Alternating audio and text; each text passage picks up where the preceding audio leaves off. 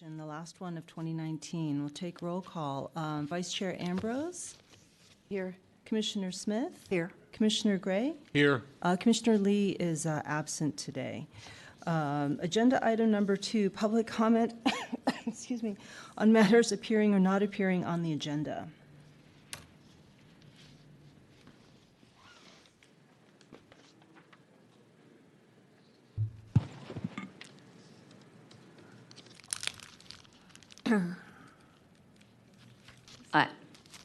Well, good afternoon. Thank you, Commissioners. My name is Ellen Lee Zhao. I have my name tag in here. I am a public employee. I am a union delegate for government employees. I am also the Director of Public Relations for California Civic Grand Jury, the San Francisco chapter. I have been coming to you ethics commissions with other government employees many different times in 2016, 2017, 2018, and 2019. The last time I was here was November 15, 2019, which is last month. I came before you demanding ethics commissions to investigate corruption within the Ethics Commission Department. Between April 2017 to July 2017, 6 public employees reported bribery, extortion, and retaliation with the Ethics Commission Department, but no record was found, and we will never get back to us. I was one of the 8 candidates for mayor June 2018 election. I just finished my mayor run for the November election. I was one of the 6 mayor candidates for the last month's election.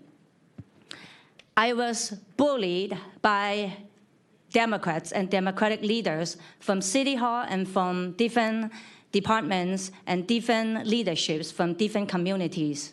Many of my billboards and posters were illegally removed because I am a conservative Republican. I am a conservative Republican, and I am for the people. I have been coming out to you about possible corruptions with electoral officials through election fraud, pay-to-play to super PAC, and matching fund. In 2018, San Francisco taxpayers paid $4.16 million in matching fund to support government scam. The government has been running a scam for election fraud to empower Democrats only. For the last 45 years, no other party other than Democrats. Matching fund is a public scam that created by Democrats only.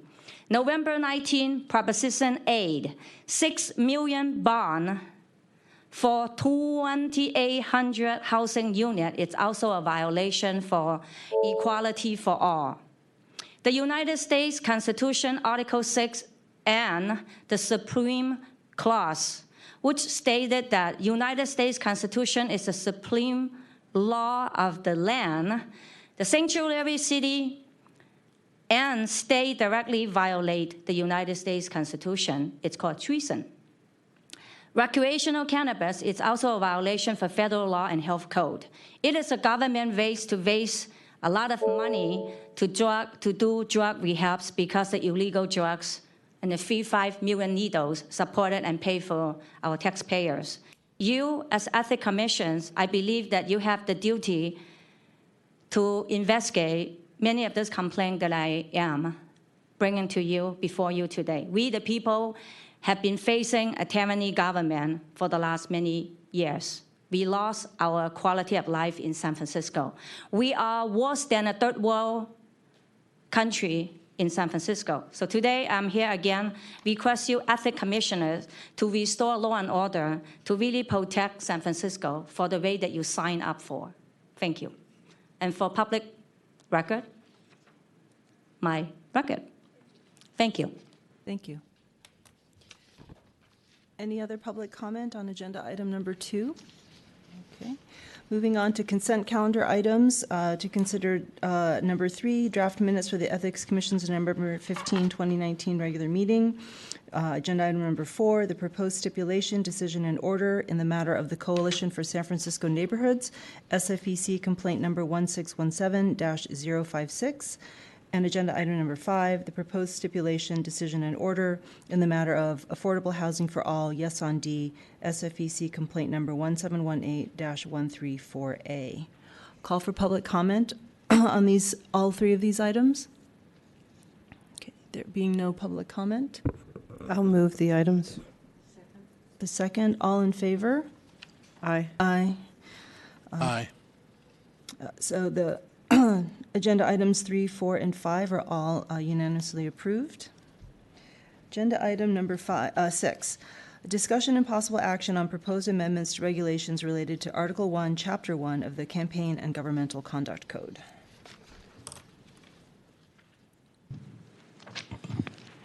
Thank you, Chair Chu. Good afternoon, Commissioners. I'm Pat Ford, Senior Policy and Legislative Affairs Counsel.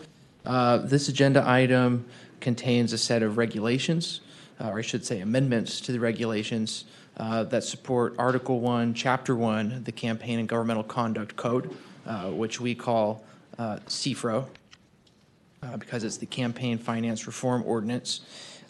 The amendments represent updates that are part of 2 separate projects, and I've condensed those 2 sets of amendments here into one document so that essentially for convenience that you can act on it if you choose to do so at one time. The 2 different projects are the campaign finance, or rather, the public financing review project, phase 2. This would update the regulations to match some of the statutory changes that resulted from that project. And then secondly, the regulation amendments also address changes to the code brought about by Proposition F, which was passed in the last election. And same idea, it brought changes to the code. So we need to update the regulations to follow that, and especially in this case to provide guidance about these new laws, because these are new provisions of law, don't provide all the details someone would need to comply with them. So this is to help fill in the blanks. So what I'd like to do is briefly go over at a high level what these regulation amendments are, and then I'd like to suggest to you 5 different amendments that were requested by stakeholders. I think all 5 of them make sense, and I will explain what they are, and I will also read the text of them where you don't already have it. I provided you with emails from these folks, so you have that. Those are also on the table for the public. So in some cases, you have the amendments here in writing. In other cases, they were proposed to me in concept form, and I have text for you that I will read. So Before we proceed further, I'd like to ask the city attorney, is it okay for us to consider these amendments? Yes. Okay, thank you. So I'll start by going over what's actually in this agenda item first, and then move on to the amendments. The way that I structured this is in the actual attachment to this, which has the regulation amendments. They're ordered by regulation number. So the public financing related amendments are combined in with the Prop F amendments. I can tell you that the vast majority of what's in here relates to Prop F. The public financing amendments are very, very minor. So we'll talk about those first, I think, just to kind of get them out of the way. So really the only thing in the regs that needs to be updated because of the changes to the code from the public financing phase 2 ordinance is basically to just update the initial IEC amounts. IEC is the individual expenditure ceiling, the spending limit that each publicly financed candidate must agree to. The ordinance changed where that starts. So it used to start at $250,000 for supervisorial candidates, and it used to start at $1,475,000 for mayoral candidates. Those numbers are changing to $350,000 and $1.7 million, respectively. So those are the things that need to change in the regs. And the places where those need to change are called out here in the amendments. So in regulation 1.140-2, which is, if you're looking at the attachment with the amendments, that's on page 8. So you can see that that's changed once for each number in that reg. Then on the next page, Regulation 1.143-1, it's changed there. And then in Regulation 1.143-2, it's changed throughout. And I had to do a little bit more updating in Regulation 1.143-2 than just changing the initial IEC levels, because this regulation consists of a set of examples to explain the mechanics of the IEC adjustment process. So I had to go through and make sure that they still made sense given these new levels. Some of the numbers just didn't quite work out. So I kept the mechanics the same, the concepts are all the same, but you'll see there are a number of changes throughout, but it should basically keep the spirit of these as is. I did the same thing with the Phase 1 ordinance that changed the increments of the adjustment, made the increments larger. I had to do the same thing back then of going through these examples and updating them to make sure they still made sense and showed the new regime. So this is the same idea, basically going through the examples, making sure that they still add up and they still, or they now reflect the new law. So that's all for the public financing related changes. Maybe I'll stop here and ask if there are any questions about those set of changes before moving on. The only question I have, Mr. Ford, relates to the change in the matching ratio. That was done in the ordinance itself, so it's not required to be addressed here in the regs. So surprisingly, there was nothing in the regs that actually talks about the matching ratio. Okay. I was surprised myself to find that the only things that needed to be updated pertain to the initial IEC level. There's nothing in the regs about the matching ratio, nothing in the regs about what portion of a contribution can be matched, which went down from the full 500 down to 150. Those things weren't in the regs. The regs I would describe as being maybe more about process of how the public financing program is administered and how the different mechanics work, not so much about kind of the goalposts or the, the actual parameters of it. Those are just set forth in the code, and the regs, I would assume, just didn't see the need to elaborate on those because they were just, very clear in the statute. Okay. Thank you. Any other questions from commissioners? No. Okay, so I'll move on then to the Prop F related changes, which are a lot more substantive and maybe have some more room for discussion. And this is where the amendments are. So I think maybe I'll start by giving a quick overview of what is actually in Prop F. I know Commissioner Ambrose asked about that at the last meeting. So I included some bullet points here, and I'll just roll through those quickly so you're all primed with what is in this ballot measure. So this is on page 3 of this agenda item. Starting at the top of the page, the first thing that is in Prop F is that it expands the prohibition on corporate contributions, which is currently construed very narrowly to just apply to literally corporations, and it expands it to cover LLPs and LLCs. And I would presume that the intent behind this was that it doesn't matter what form of entity you choose, that effectively these are business entities, they're for-profit entities, they should be treated the same way. I'm just curious, Mr. Ford, was there any data that showed how limited partnerships and limited liability companies were not being picked up by the prior prohibition? I mean, of 100 contributions, were 95 of them coming from LLPs and LLCs? Therefore, we needed to address this issue, or I'm not aware of any kind of empirical data like that. The only thing that I'm aware of that I can speak to is actually addressed in the regs, which is that the regs used to address when LLCs might be actually captured by the rule, and it was based on how the LLCs had elected to be taxed. I found the taxation principles to be a little complicated, and I am not familiar with an actual application of that regulation to an entity, so I can't tell you too much about how it worked, but that's the only thing that I saw in here about, non-corporation business entities making contributions, and I really couldn't tell you how common that was. only that we didn't get any advice questions that ever came to me about it. Okay, thank you. So the next bullet point, there's a new contribution prohibition now in CFRO. That's section 1.127.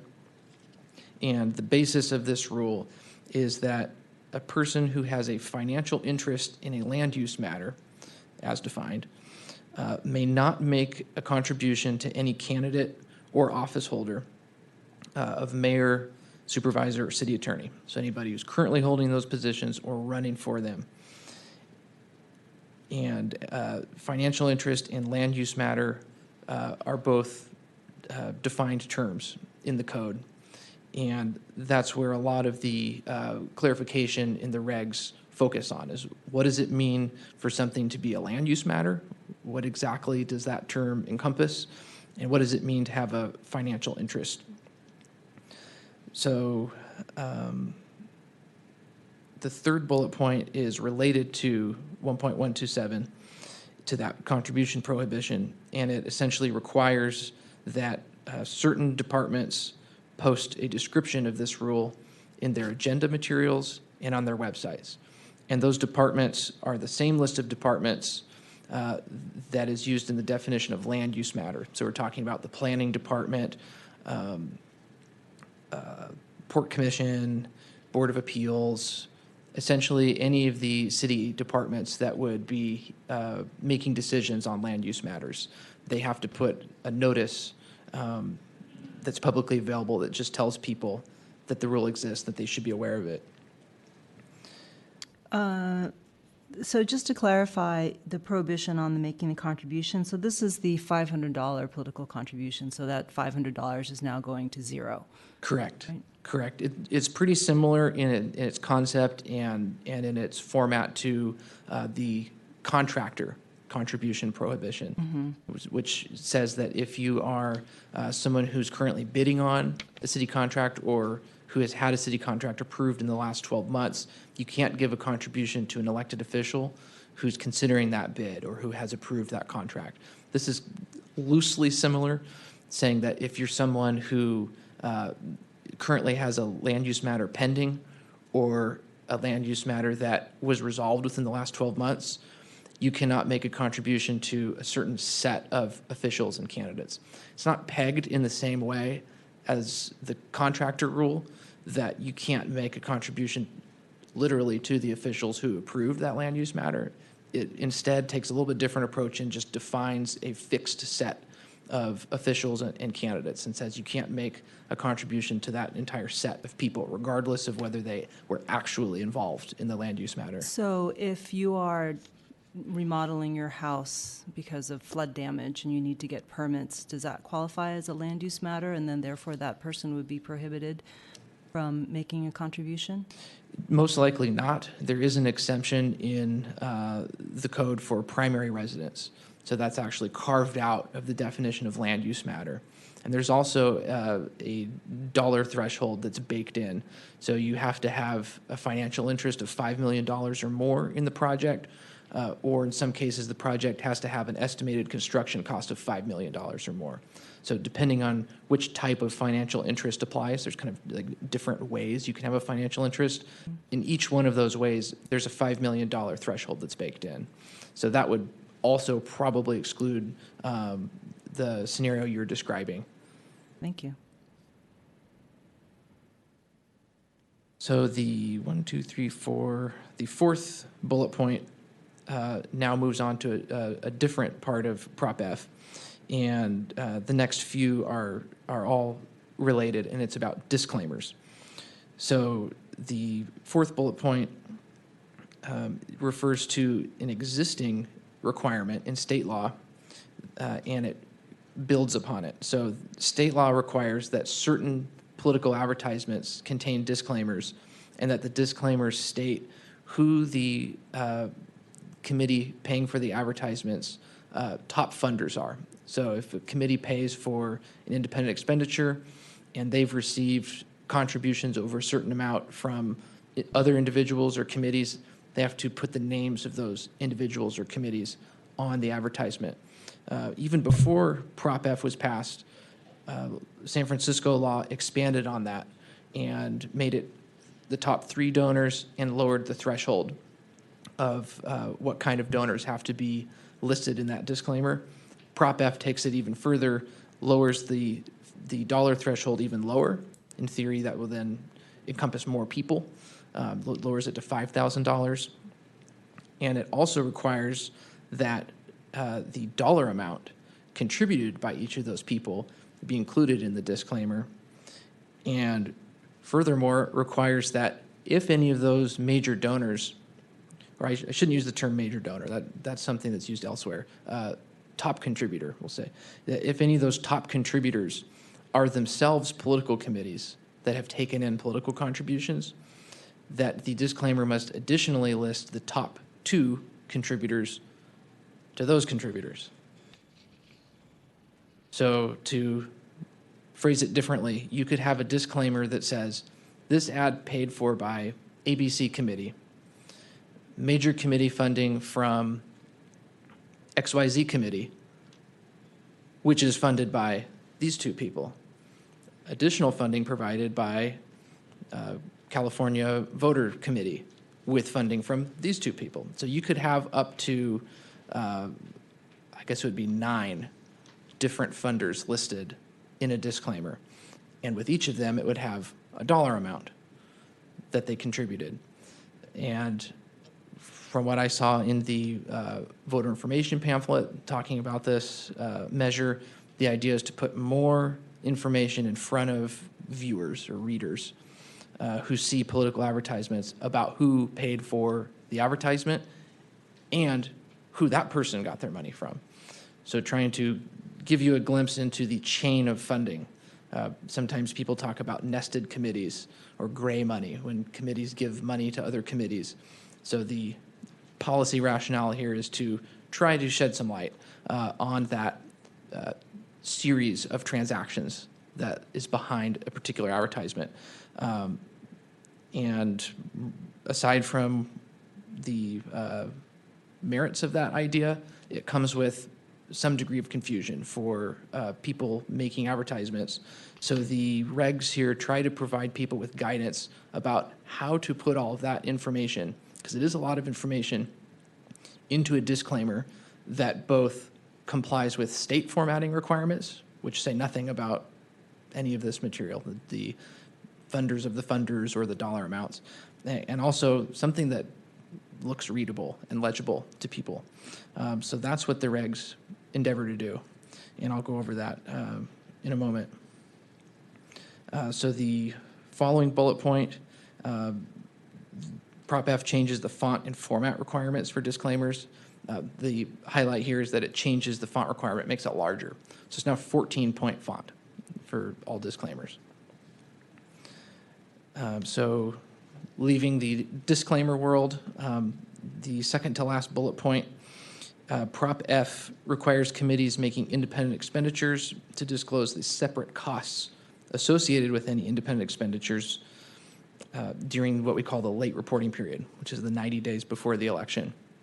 So during that 90-day period, as you know, anytime a committee makes an independent expenditure of $1,000 or more, they have to file a Form 496, the late independent expenditure report, within 24 hours. What Prop F says is not only must you file that form, which the form basically just says what expenditure did you make and how much did it cost, but additionally you need to disclose the separate costs associated with that communication, which the code says includes things like photography, design, printing, postage, et cetera. So basically the different costs that the committee incurred in putting out that communication. That's not included right now on the 496, but Prop F says you need to disclose this information as well. So just to make sure I understand, what is required to be disclosed right now is the aggregate cost, and now this Prop F is requiring a breakdown of those separate cost components. Yeah, I think that's a good way to phrase it. Yeah, the 496 requirement is aggregate. You typically would just put out literature supporting this candidate for supervisor, cost was $10,000. But And now we need this- to know how much the printing was, how much the photographer, how much the design was. Is there a Exactly. policy rationale underlying this? Um, It is escaping me? Yeah, I don't recall that this particular requirement was addressed in the voter information pamphlet, which is usually where you go to look for kind of legislative intent, what the voters were thinking when they approved this. I don't recall that this was addressed in those materials. I can tell you that a similar requirement already exists in CFRO for candidate mass mailings. When candidates send out 200 or more pieces of identical mail, they have to file what's called an itemized disclosure statement that discloses the total cost of the mass mailing and breaks down the separate costs associated with the mailing. And essentially what Prop F does is it duplicates that requirement for IEs.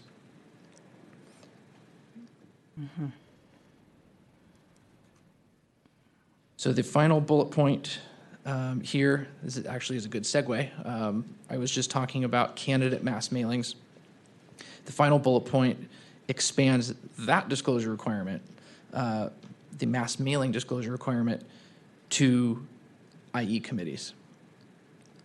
So this is kind of technical, but the interaction between these final two bullet points is a little complex, but the way that it works is before the 90th day before an election, so let's say 91 days or more before an election, if a committee incurs an independent expenditure, they will only have to make a filing, an immediate filing. They always have to do statements, 460s, but they'll only have to do an immediate filing if the IE is a mass mailing. So if they do a mass mailing, 200 or more identical pieces of mail, within 5 days, they'll need to file a mass mailing form, which breaks down the separate costs of the mass mailing, and they have to include a copy of the mass mailing. Once they hit that 90th day before the election and they enter the late reporting period, now it doesn't matter what form the IE takes on. As long as it's $1,000 or more, they have to file a 496. And already under existing law, when you file a 496, you have to attach a copy of the ad. And now, as I was just describing, under Prop F, when you file a 496, you also have to break down the separate costs. So I think the easiest way to think of it is the disclosures are now going to be the same no matter what for IEs. Whenever you do an IE that requires immediate disclosure, you have to disclose a copy of the ad, you have to disclose the aggregate cost, you have to break down the separate costs related to the IE. The difference between the late reporting period and prior to the late reporting period There is no is that, distinction anymore. well, there is, not in what you file, but whether you When- have to file. So if you're before the late reporting period, you're 91 days or more out, you only have to do this immediate filing if it's a mass mailing. If it's not a mass mailing, you don't need to file immediately. You just file your 460 later on. But once you reach that 90-day late reporting period, then any IE of $1,000 or more triggers that immediate reporting. Commissioner, yes. Just to move this along, so you handed us comments from Peter Sullivan. So that's what he was addressing with respect to NetFile, whether or not NetFile is going to be able to address this additional itemized, i.e. disclosure statement. So I'm assuming you'll address that, but that he's not asking for any amendments to the regulations that you propose. He's just asking how it's going to get implemented, right? Correct. Yeah, I'll jump to that since we're already on this topic. We can segue into the actual regs and talk Okay, about great. this item. So if you turn to the reg amendments and look at on page 11, Regulation 1.161-2.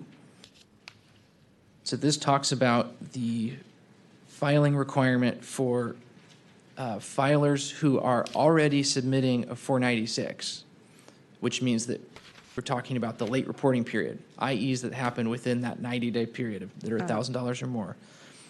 How do you disclose the separate costs associated with the IE? What this reg says is put that information on the 496.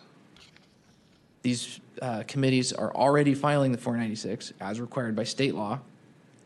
So what we are proposing here is that the committees simply disclose these separate costs on the 496, that they do not file a separate piece of paper with the separate costs on it. We think that voters are more likely to find the information on the 496, which is a form that they're familiar with, not on a separate form that's new that they've never heard of before and have to look in two places.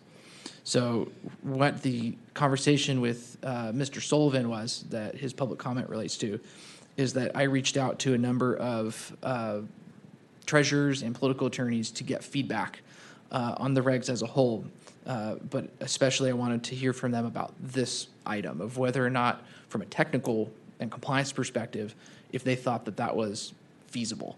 And what they highlighted is that it is feasible, but only if done in certain ways. The concern that they had is that, so on the 496, there is a section that's called Part 2, which is where you actually list the independent expenditures. And you do those in aggregate disclosure style, as we were talking about. So if you do a $10,000 mailing, one line item in Part 2 says June 1st, mass mailing cost $10,000. That's one line item. What the treasurers flagged for us was that it's not feasible to do separate line items in Part 2 for each of the separate costs. So it's not feasible to say June 1, printing of the mailing, $400. June 1, design of the mailer, $500. June 1, mailing the mailer, $9,000.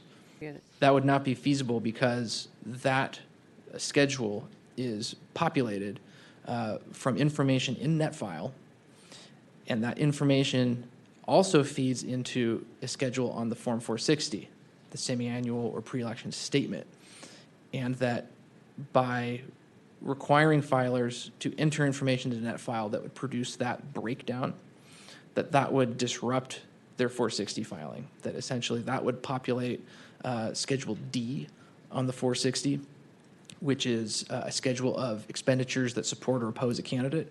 That would populate that schedule then with that broken down information, which is not sensical on Schedule D of the 460. That's not how you're supposed to fill out Schedule D. So they flagged for us that we should not require that itemization to be given in Part 2. What they suggested, and what I think we will suggest to filers, is that they do either one of three things. That they either provide the breakdown in the description for each IE. So when you do a line item on the 496, it's possible to enter a description of that line item. So for- just to move this along, he made a specific example. Yep. Is that acceptable to you? That's really what I was just getting at. Yes. You don't need to go into all the detail about how, I mean, I commend them for their skill at filling out these forms, but I don't think we have any policy discussion about that, because I do want you to talk about the other definitional aspects in Prop F, make sure we got that right Great. and there aren't any Wonderful. unintended consequences or whatever. Sounds good. Yeah. The bottom line is that I don't think any amendment to Regulation 1.161-2 is needed. That filers will be able to use the 496, and that's the most feasible and I think ultimately most useful way to have this information provided. Okay, good. Great. So maybe I will go to the amendments at this point and talk about what amendments I do think should be made based on the response I've heard from stakeholders. And can you tell us who you talked to? I mean, not everybody that you talked to, but most particularly since this was a ballot measure sponsored by the board, were the board's legislative aides? Did they review it? Did the city attorney get a chance to review the definitions? Yes, city attorney's office has, and the people who propose the amendments all work with the regulated community to do the disclosures. Okay. So the amendments that they proposed are all in the nature of either, I would say, technical amendments or ones that just help to clarify or correct some things to make them more accurate. Okay, great.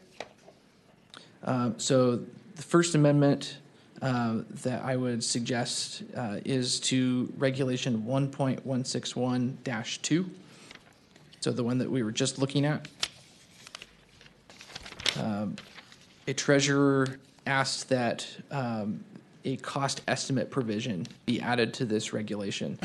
And if you look back on the previous page, on Regulation 1.161-1, you see an example of this kind of cost estimate provision in subsection C. And essentially what this says is, even though you're required to disclose this information shortly after the communication goes out, you have to disclose the separate costs associated with it. If you don't actually know the separate costs yet, because maybe your vendor hasn't billed you for them, it's okay to put an estimate and then to amend the filing later when you actually get the invoice and you know the separate costs. That's already in effect here for mass mailing disclosures.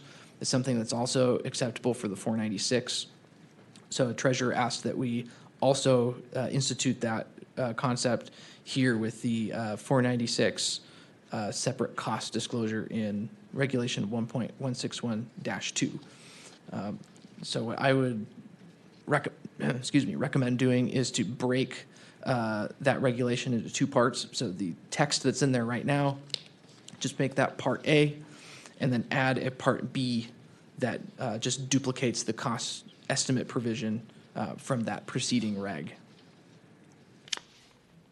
So just for the record, then, same as 1.161-1 subsection C, you're going to make that same language in subsection B of 1.161-2. Correct, with some changes. So actually, Okay. I think I should probably read them right now. Yeah, I okay. read great. what I just would wanna make sure that suggest the record's so clear. that it's in the We're record. gonna So move all these. the provision would say subsection B, estimated costs of independent expenditure, period. Filers who do not know the actual costs associated with an independent expenditure when they file Form 496, as described in subsection A of this regulation, may provide a good faith estimate, comma, provided that they amend the form within 48 hours of receiving more information about the actual costs of the independent expenditure. Okay. How do you propose to move these amendments one by one, or? I think I would leave that You to.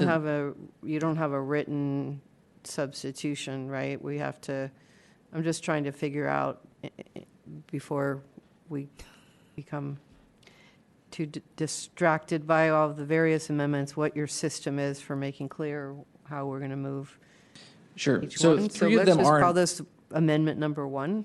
Sure. Okay. So 3 of them are in writing. 3 of them are in public comment that's in front of you. But this is not, so this would be, This one is not. okay.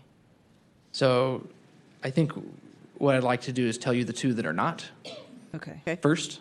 The 2 that I am just going to read into the record because they were not submitted to us in written form.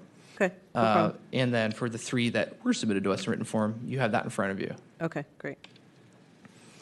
So the second one that is not in written form, but that I do have a proposal for is on page 8 of the agenda item under Regulation 1.127-3. So this regulation relates to the safe harbor in the land use matter contribution prohibition.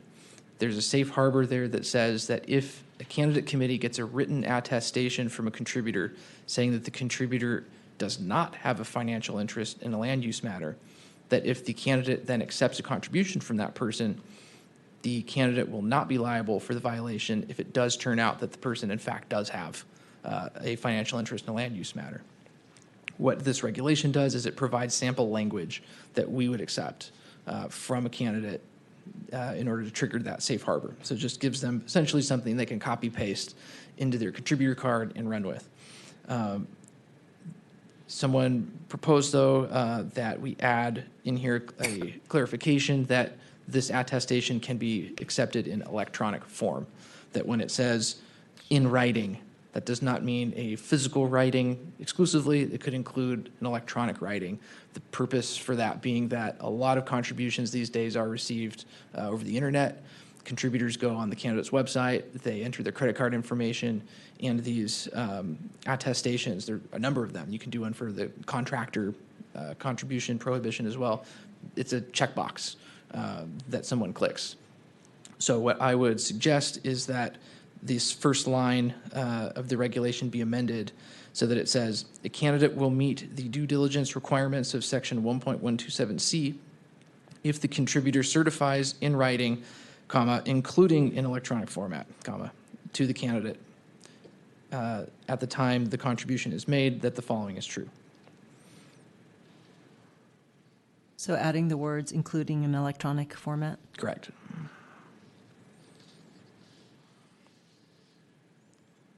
Okay, and can we call that amendment number 2?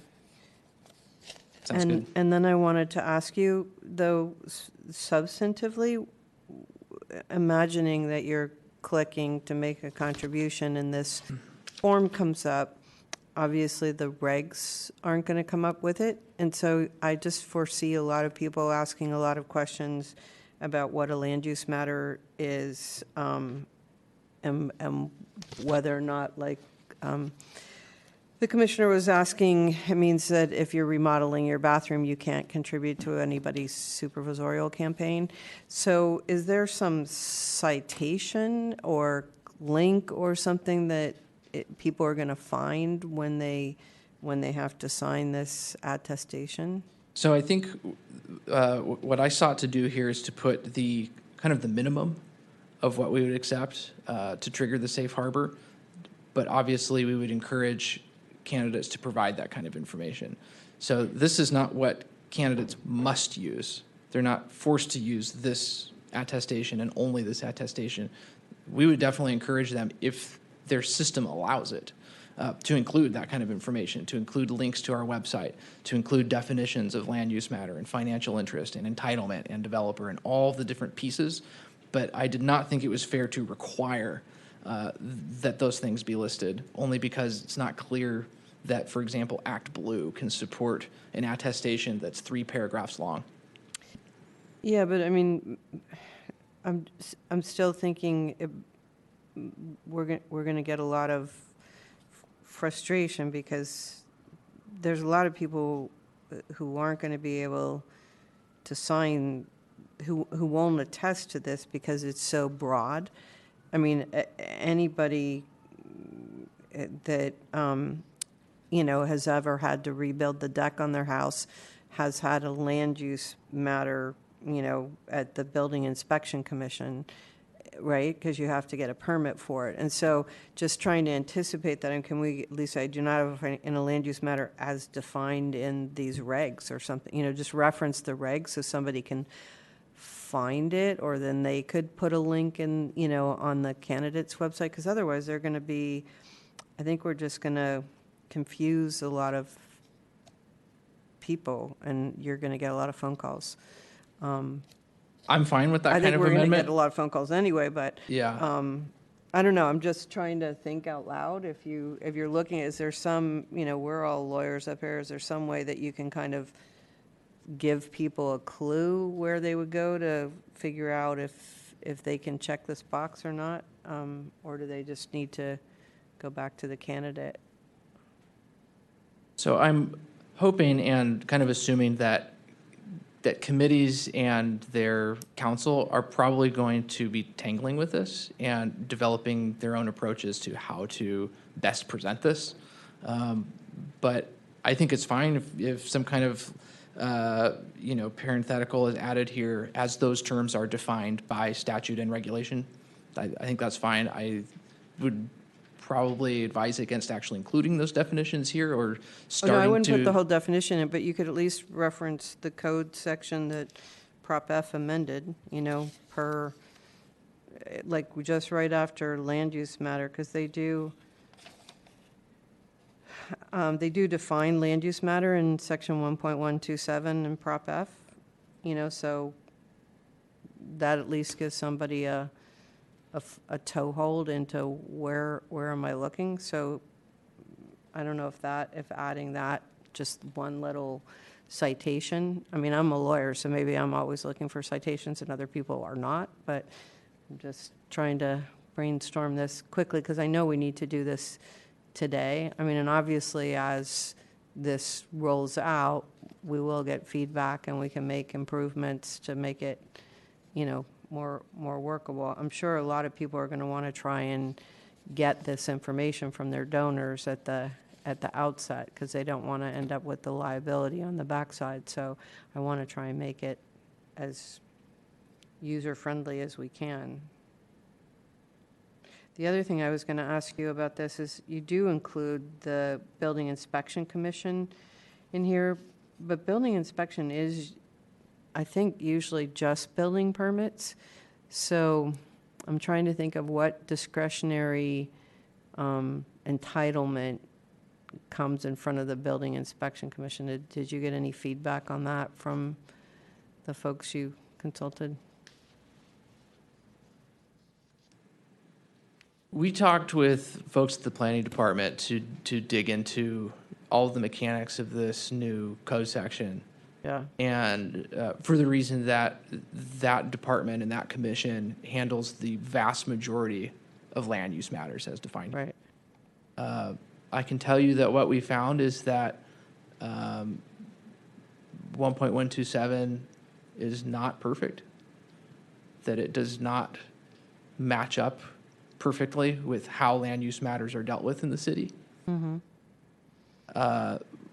What the regs endeavor to do is to faithfully carry out that code section, warts and all.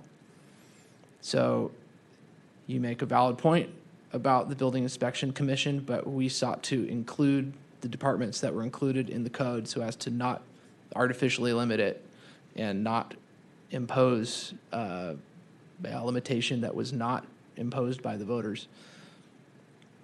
Right. I guess then, looking at this further, though, highlights in my mind that I would like to at least put in, I do not have a financial interest in a land use matter as defined in Code Section 1.127, and then everything else flows from that, so that, I mean, maybe there is, I'm trying to think of, I mean, there are code violations issues that might be, tied up with a construction permit that could get them in front of the Building Inspection Commission. So, the building inspector does have some discretionary authority. So, yeah, I see why, I appreciate that you were trying to be as all-encompassing as possible. So anyway, that would be my recommendation, is that we just put some tie-in to what a land use matter as defined in some code section, and that at least gives them a starting place. Should we call that Amendment 3? You could do that. Okay. So Amendment 3 is to add the words as defined in Campaign and Governmental Conduct Code Section 1.127 immediately following the term land use matter.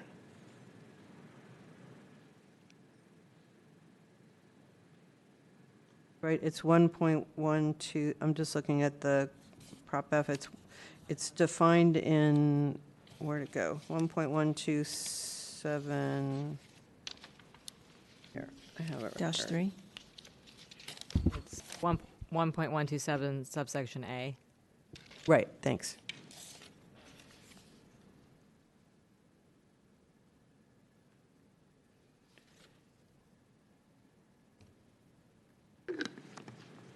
All right, thank you for that. So I guess we'll call them amendments 4, 5, and 6 are contained in written form in the public comment that you have in front of you, and that's also on the public table from Anita Mayo. And if you look at that email from her, you'll see she formatted it in sections, and she has Section A, which refers to this agenda item, and then she has what she calls Amendments 1, 2, 3, which we're already on 4, so we'll call them 4, 5, and 6. And I think all of these are good amendments. I would recommend all 3 of them, and I would call them technical in nature, just correcting the language to make it more concise. The first one is to clarify in Regulation 1.114-1 that it is okay for partnerships that have business entity members to make contributions to candidate committees as long as they do so through a separate segregated fund. So if you look at the regulation itself, that is on page 6 of the agenda item. You can see that in subsection A, that already talks about the separate segregated fund. So that clarifies that if any of the business entities here that are prohibited from contributing to candidates set up and use a separate segregated fund, that they can use that fund essentially to make contributions. And this is something that we are not able to prohibit. We have to allow that. So then go to the next page and skip down to subsection I. This is a separate subsection. I'm sorry, Mr. Ford, so Yes. just to make sure I understand, so that if these business entities, these limited liability companies and limited partnerships and corporations really wanted to make their $500 contribution, they could set up a separate fund. Correct. Able to do so. A separate segregated fund, as I understand it, is a type of PAC. So essentially, a corporation can set up a PAC, and then they can raise money for the PAC. They don't actually put funds from the corporate treasury into the PAC Right. and From then give to employee the candidate. contributions. That's not Right. okay. But if they were to use the PAC, solicit contributions from us, let's say, then they could use the treasury of the PAC to make contributions. That kind of use of a PAC is called a separate segregated fund. Okay. Oh, I So- think it's important to clarify that here in the regulations. So appreciate, I see Ms. Mayo in the audience. Thank you for these, for this and the other feedback. So her amendment essentially is to just call out that subsection A, that use of a separate segregated fund, down here in subsection I. Subsection I is different. It talks about partnerships that are made up of business entity partners. So if, let's say, 2 corporations enter into a partnership, this is talking about whether or not the partnership can make a contribution to a candidate. And the first line she pointed out is too narrow. It's too constrictive. So it says, a partnership whose only members are corporations, limited liability companies, or limited liability partnerships is prohibited under section 1.114B from making a contribution to a candidate committee. What she is calling out here is that is technically not true because subsection A allows them to have a separate segregated fund. So this amendment proposes adding the text after that sentence, unless the contribution is made by the partnership's SSF, separate segregated fund, pursuant to subsection A of this regulation. So basically just making that first sentence not overly restrictive, because if you read it in isolation, you could read it to mean that the partnership cannot have a separate segregated fund, but under subsection A, it could. And I think that amendment is fair. I think it makes sense. So I would suggest adding that. The next amendment, we'll call it Amendment 5, is basically just to make the definition line up with how it appears in the code. So this is on page 8, and now we're in the land use matter rule. So one of the defined terms, one of the terms that's used that is defined here in the regs is discretionary review hearing. But as you can see in the regs, I only called it discretionary review. but it should be called discretionary review hearing, because that's how the term is used in the code. So Ms. Mayo points out it needs to line up. So Amendment 5 is to just add the word hearing in that subsection B after both uses of the term discretionary review. So the title would read discretionary review hearing, and then in quotations it would say discretionary review hearing means the process by which, et cetera. Can I Yes. ask a question about that? Again, from a citation point of view, when you talk to the planning department staff, I mean, I think discretionary review is like an obscure part of the municipal code. Did they have a citation that they could give you for that? No, so it is indeed obscure, but it's not an obscure part of the code. It is a special power of the Planning Commission that is not set forth in code or in the charter. So there's no citation to make. Right. And what about, I think they've adopted regulations like outlining, because I'm sure they have very elaborate provisions for how you seek discretionary review on somebody's project. Because again, it just seems so amorphous that discretionary review is a hearing when a hearing's not required.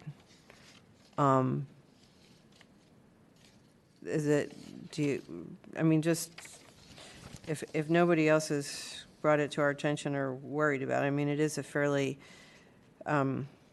hefty part of the Planning Commission calendar. I mean, there's a fair amount of discretionary review hearings on, that they process all the time. Probably it doesn't matter because none of them involve $5 million worth of, well, that's not true, actually. It's just thinking there probably are some that involve $5 million worth of construction. Anyway, I don't have the citation for the regs, so I can't really help. But if there was some way to pin it to something a little bit more than just... So my initial plan and approach for all of the 1.127 definitions was just to have references to the planning code. And Ideally. those don't exist. Right. They don't exist. I can tell you that a lot of the work that went into the regs was devoted to this particular regulation and trying to identify or define, rather, terms that are not defined, but that everyone seems to understand, but that are not defined. So this represents my best effort at doing that. I definitely did seek references to code or charter or anything that I could to not create definitions of planning processes. I would just say you might want to do that just for your own staff, implementation. I would imagine there is that you can go to the Planning Commission and get the discretionary review packet that describes how one goes about seeking a request for discretionary review, and how, that might at least, if somebody gets fancy and tries to argue that they're entitled to this exemption because we have that help material. It's on planning's website about what a discretionary review is. This is the best we could do at boiling that down into a definition, but beyond this, there's definitely going to be a degree of interpretation and advice giving around 1.127. There's no way around it because it is amorphous, it is complicated, and a lot of this we're going to have to figure out as we go. Well, maybe it helps in that by referencing hearing, maybe that's why they did that. So if it's on the calendar as a discretionary review hearing, that that's the entitlement that's at issue. But okay, I'll let us move on. Okay, and then the final amendment, we can call Amendment 6, is regarding the disclaimer formatting rules in Regulation 1.161-3. So that is on page 11 of the attachment. And specifically, Ms. Mayo called out a place where some language needs to be added. That's in subsection A2. And this is talking about how to format the names of the contributors to the top contributors. So if you're listing your top contributors in the advertisement, and then those are committees, and then you're additionally listing the contributors to those committees, she points out that the words "and contribution amount" need to be added in the first sentence. So it would read, "For any major contributor that is a recipient committee, the names of the top 2 major contributors of $5,000 or more to that committee," which I've defined here as a secondary major contributor, "must be included immediately following the name," add language, "and contribution amount of the relevant major contributor." The reason for that is that you need to put the dollar amount after the name of the contributor, and then after that, you put the names of the contributors to that contributor. So that is correct. What she points out here is you would not want to put the name of the contributors literally immediately after that, because then that would get in between the name of the contributor and how much money that person or entity gave. So I agree with this amendment. I think it is a good addition to add that language there in the first sentence. Okay. So those are all the amendments that I would suggest. Glad to answer any questions about those or anything else in the regulations that you might have any questions about. Mr. Ford, just more broadly, and stepping back for a moment, with this new ordinance and the regulations that are implementing Prop F, how will the Ethics Commission be in a position to be able to enforce this ordinance? Is there a database where all land use matters as so defined can be searched to know whether or not entity, company X improperly made a contribution? Because these ordinances are only as effective as the enforcement ability.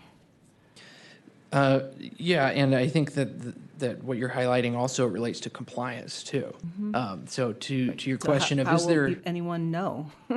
correct. So to your question of is there a database that contains all land use matters? Yes and no. There's not one that solely contains land use matters as defined here. There's nowhere that you can just call up a database and it has all land use matters exactly as that term is defined and interpreted here in 1.127. That does not exist.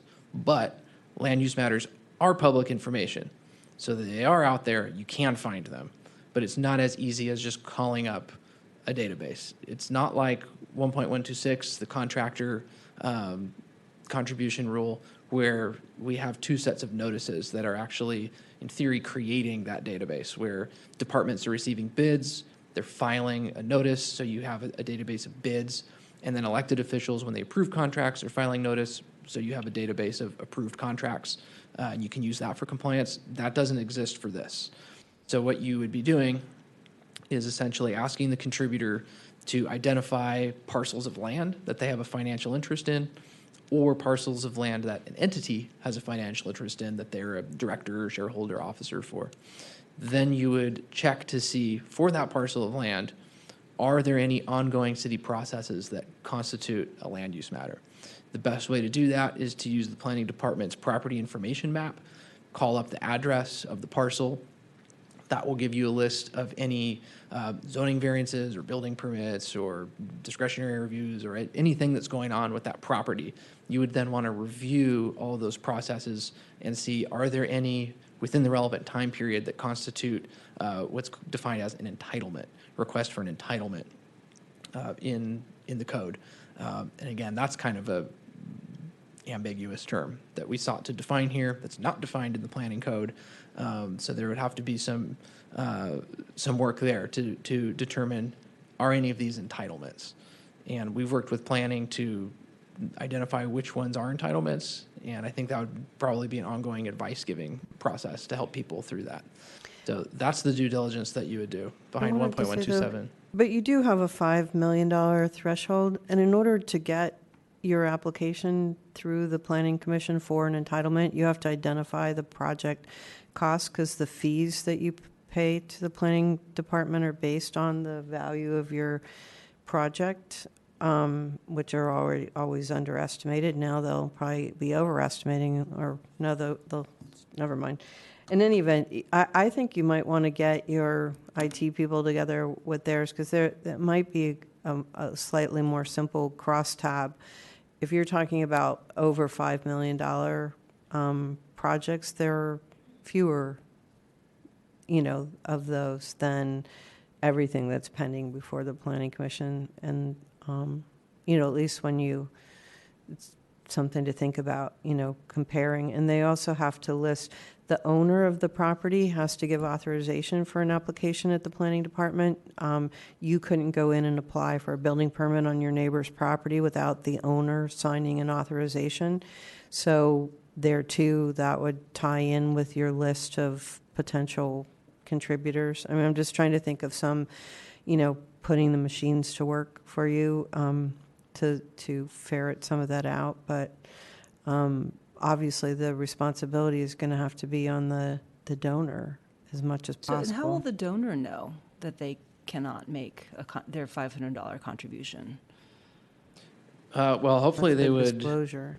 yeah, they would work with the committee to try and identify it. So if they did not make the written attestation to the committee, if they declined to do that, but the committee still wanted to accept the contribution, the committee would have to ask the contributor, why did you not make this written attestation to us? Is there a financial interest that you have in a land use matter? And work with the contributor to try and identify what they are, and then do the due diligence with them of actually looking those items up and seeing if they are in fact land use matters as defined. Yeah. But you're right, though, that there are certain things that you can just rule out right off the bat. So if it's under 5 million, if it has to do with their primary residence, things like that, you can rule out. But if you can't rule those out, if it is, not a primary residence and it's over 5 million, then you would have to go through that more detailed process of actually looking it up and evaluating it. Yeah, and linking it to the name of the person or corporation or whatever that was the entity. Well, forget about corporations, but anyway, the person who was the entity making the contribution. But Correct. Anyway. I think what makes it challenging and arguably impossible to create a database right now of people who are prohibited under 1.127 for making contributions is that even if there were a perfect database of all land use matters, no department keeps track of every person who has a financial interest in the land use matters. They just don't. They don't know Oh, yeah. who all those people are. So No, the contributors or I the don't think you're committees going will to be always able have to to get a bridge running that gap. list, right? I mean, I'm just thinking there is information that gets filed with the planning department that when you're looking, it will be easier to find than just randomly, going through their agenda for a year or something. I think you'll find that they do have a robust database on the matters that are pending before that commission. But Yep, they definitely do have a database, and we're trying to figure out what materials to make available to people to make it most user-friendly. It's Right. definitely not going to have an end product of a database of names of people you can't No. take from. There's always going to be a good amount of legwork that Right. committees are going to need to do. We'll make it as easy as we can, and we'll spell it out for them, but the pieces are just not there to put together into Right, yeah. like a foolproof compliance tool. There's Yeah.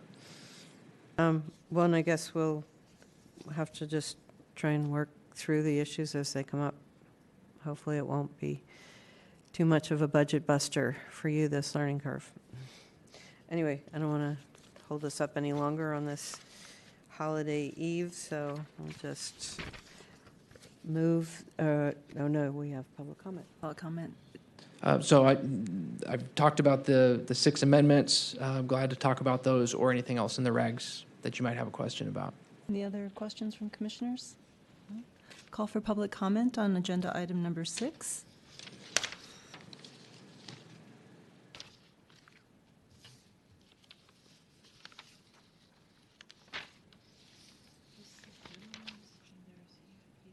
Good afternoon, Commissioners. Anita Mayo, Pillsbury, Winthrop, Shaw, Pittman. I wanted to thank Mr. Ford for presenting my amendments to you. I think they will provide clarity to the regulations. And the only other additional item I thought about as you were discussing Regulation 1.127-3, where you're going to use after the land use matter as defined in Section 1.127A, you might want to add a parenthetical that just simply says excludes a person's primary residence. And at least that way, quite a few people will know that their primary residence or not.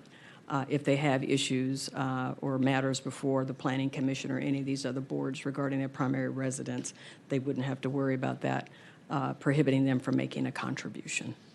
My only comment. Thank you. Thank you. Mr. Ford, would we be able to add that parenthetical into the language of the amendment for Regulation 1.127-3? Yeah, definitely. Yeah, we can include that language. I would move that. Any other public comment, excuse me, for agenda item number 6? No. All right. So I would like to make a motion to adopt amendments numbers 1 through 6 as previously discussed. We need to, Deputy City Attorney Jenica, do we need to read out everything for the record? I don't believe so. Okay, thank you. I think it's on the record. I'd second that amendment All in. or motion. Second the motion. So amendments 1 through 6 for the regulations. All in favor? Aye. Aye. Those opposed? So the motion is carried. The amendments 1 through 6 are approved unanimously. And thank you, Thank you. staff, for your work. Agenda item number 7, discussion of monthly staff policy report.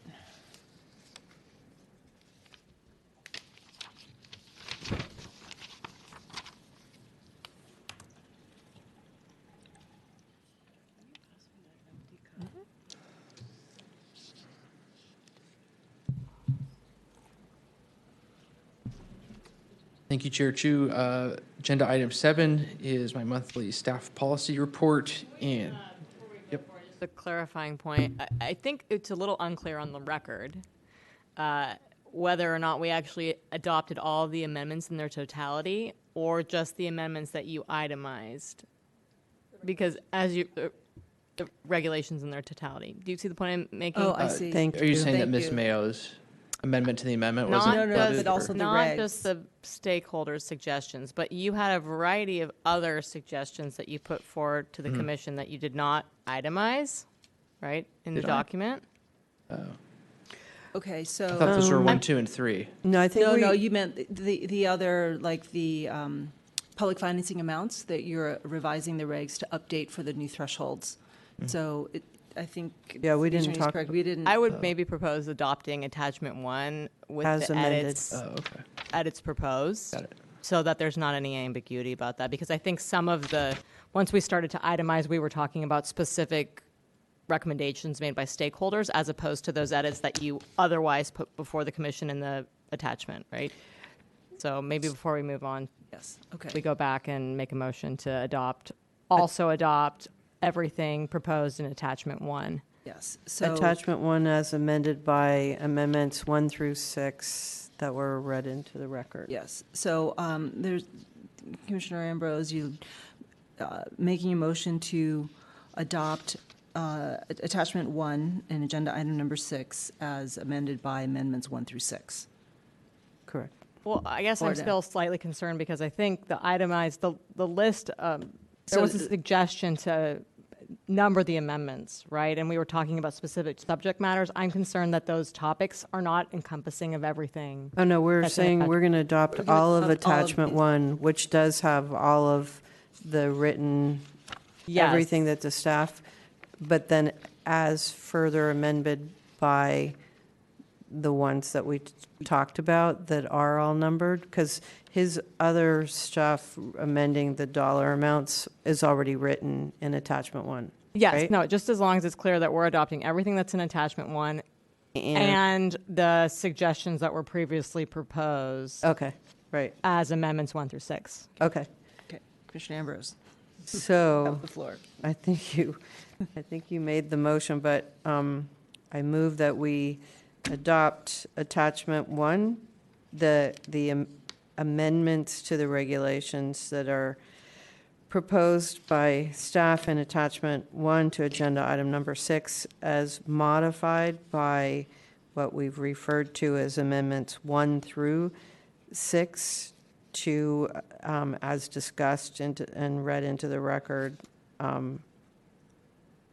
to attachment number 1. Does that make sense? Yes. Thank you. Second. Have a second. All in favor? Aye. Okay, the motion is passed unanimously.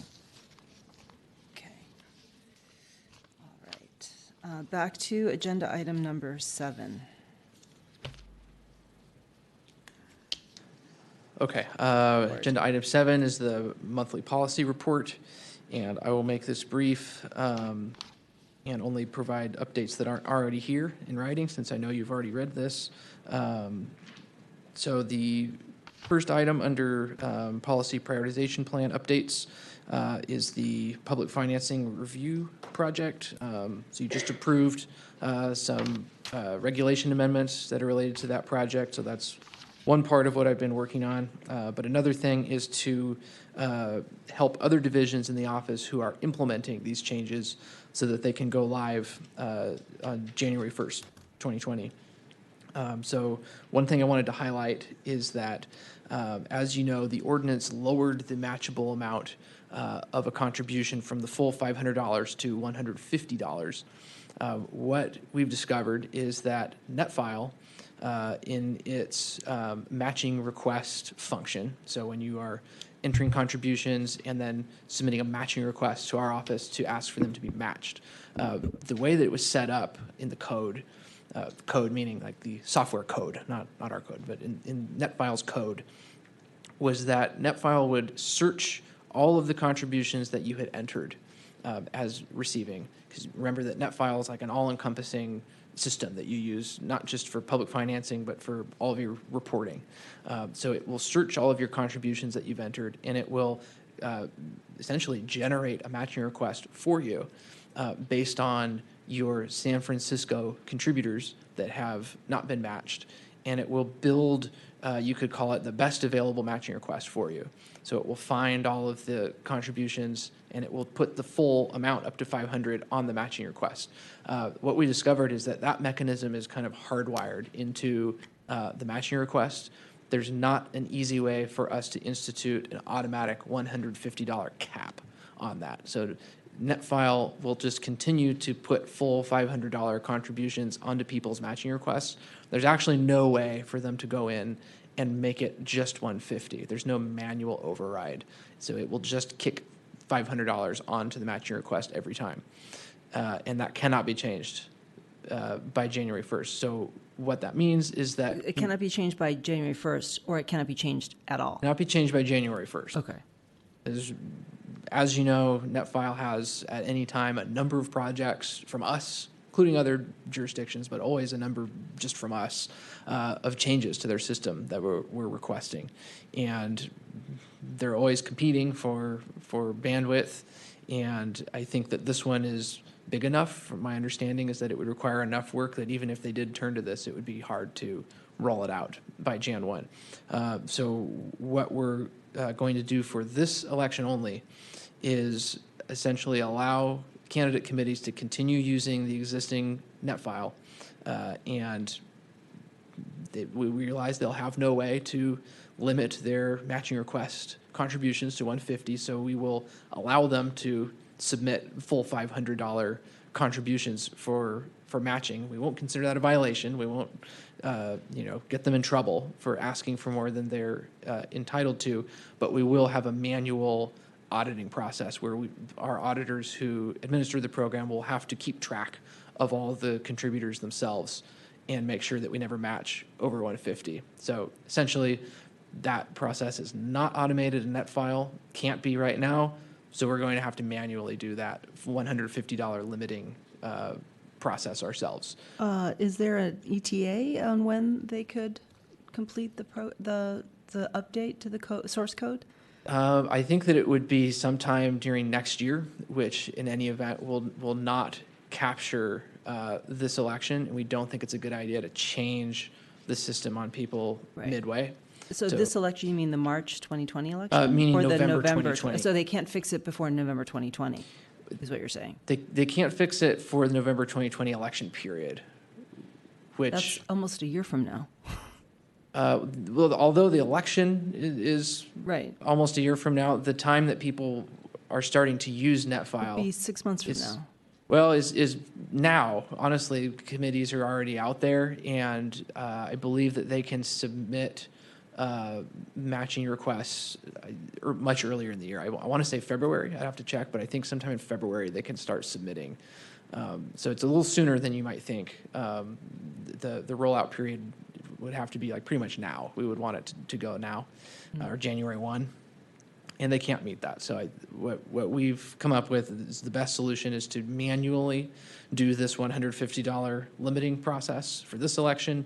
In the meantime, work with NetFile to institute an automated $150 cap that will be in place in time for the following election. Is there anything they could do as a stopgap measure to check the manual work on the back end, just to run a script to test the math I would have to manually?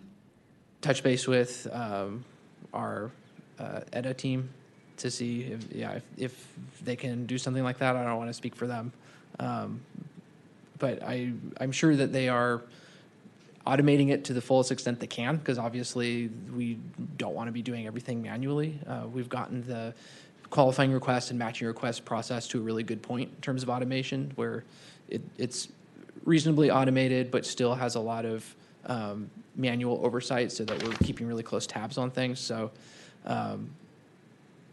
more on that later. But I just wanted to flag that for you, because it will be a little strange that we are actually telling committees that it's okay for them to request $500 because that's all they can do. And I should also note, this is for the free net file. This is for the basic net file that we make available to filers for free. The NetFile Professional program, which is a related but technically separate private software product that is available to committees. That's a private transaction between them and NetFile, which we don't get involved with. But our understanding is that the NetFile Professional system does have a way for committees to say how much of a contribution they want to appear on a matching request. So they could actually only request 150. They have that technical ability to limit their So will that request. be communicated to them? Yes, we are talking to them, and my understanding is that most candidate committees who are participating in the program are working with the treasurer who uses NetFile Professional. So it could turn out being that for most candidates, their treasurer will have access to a way to limit their submissions to 150, but for those candidates who are using our system, it's going to be a little weird for this election where they won't have that ability. Okay. Well, I think communication will be really critical to make sure that they understand that even though the system is generating a $500 match, they're actually only entitled to 150, so they don't become, spend more or be disappointed when the amounts that they receive in terms of matching funds don't correspond to what the request was. Yep, absolutely. We're focusing on that. Yep. So on the next page, the Form 700 e-filing for all project, as I updated you at the last meeting, we concluded meet and confer with the employee unions, so that process is done. Congratulations. And a closure letter went out to the unions. And as far as I know, we haven't heard anything back. So that process is done. And we're moving forward with that project full steam now. And the next thing that I'll be doing is bringing you a draft regulation at the January meeting that would institute e-filing for all. And it'll have that January 1, 2021 effective date that we've been targeting for this project. So that's just a preview of what to expect next month. Another update that's not contained in here is that since writing this, I went to the Kogel conference with a number of other members of staff. I'll let Director Pelham give you the full update on Kogel, but I can speak to my experience there, and I was on a panel that focused on relationships that fall outside of the traditional scope of contribution and gift rules. So I focused on the behested payment laws that were created in San Francisco and went into effect earlier this year. So those are the new prohibitions on using your office to direct things of value to an organization that you're affiliated with, if you're a government official, and then also the new behested payment disclosures that broaden the disclosure to appointed officials as well as elected and lower the threshold to 1,000. So I was giving an update to Ethics Commission staff from around the country and in Canada too about this, and got some interesting questions and feedback about that. I think it's something that not all jurisdictions have on their radar yet. Some very much do. New York and LA are also doing this. So it was interesting to connect with others and have some added context to something the commission did recently. Are New York and LA regulating by requiring disclosure, or did they go for an outright ban?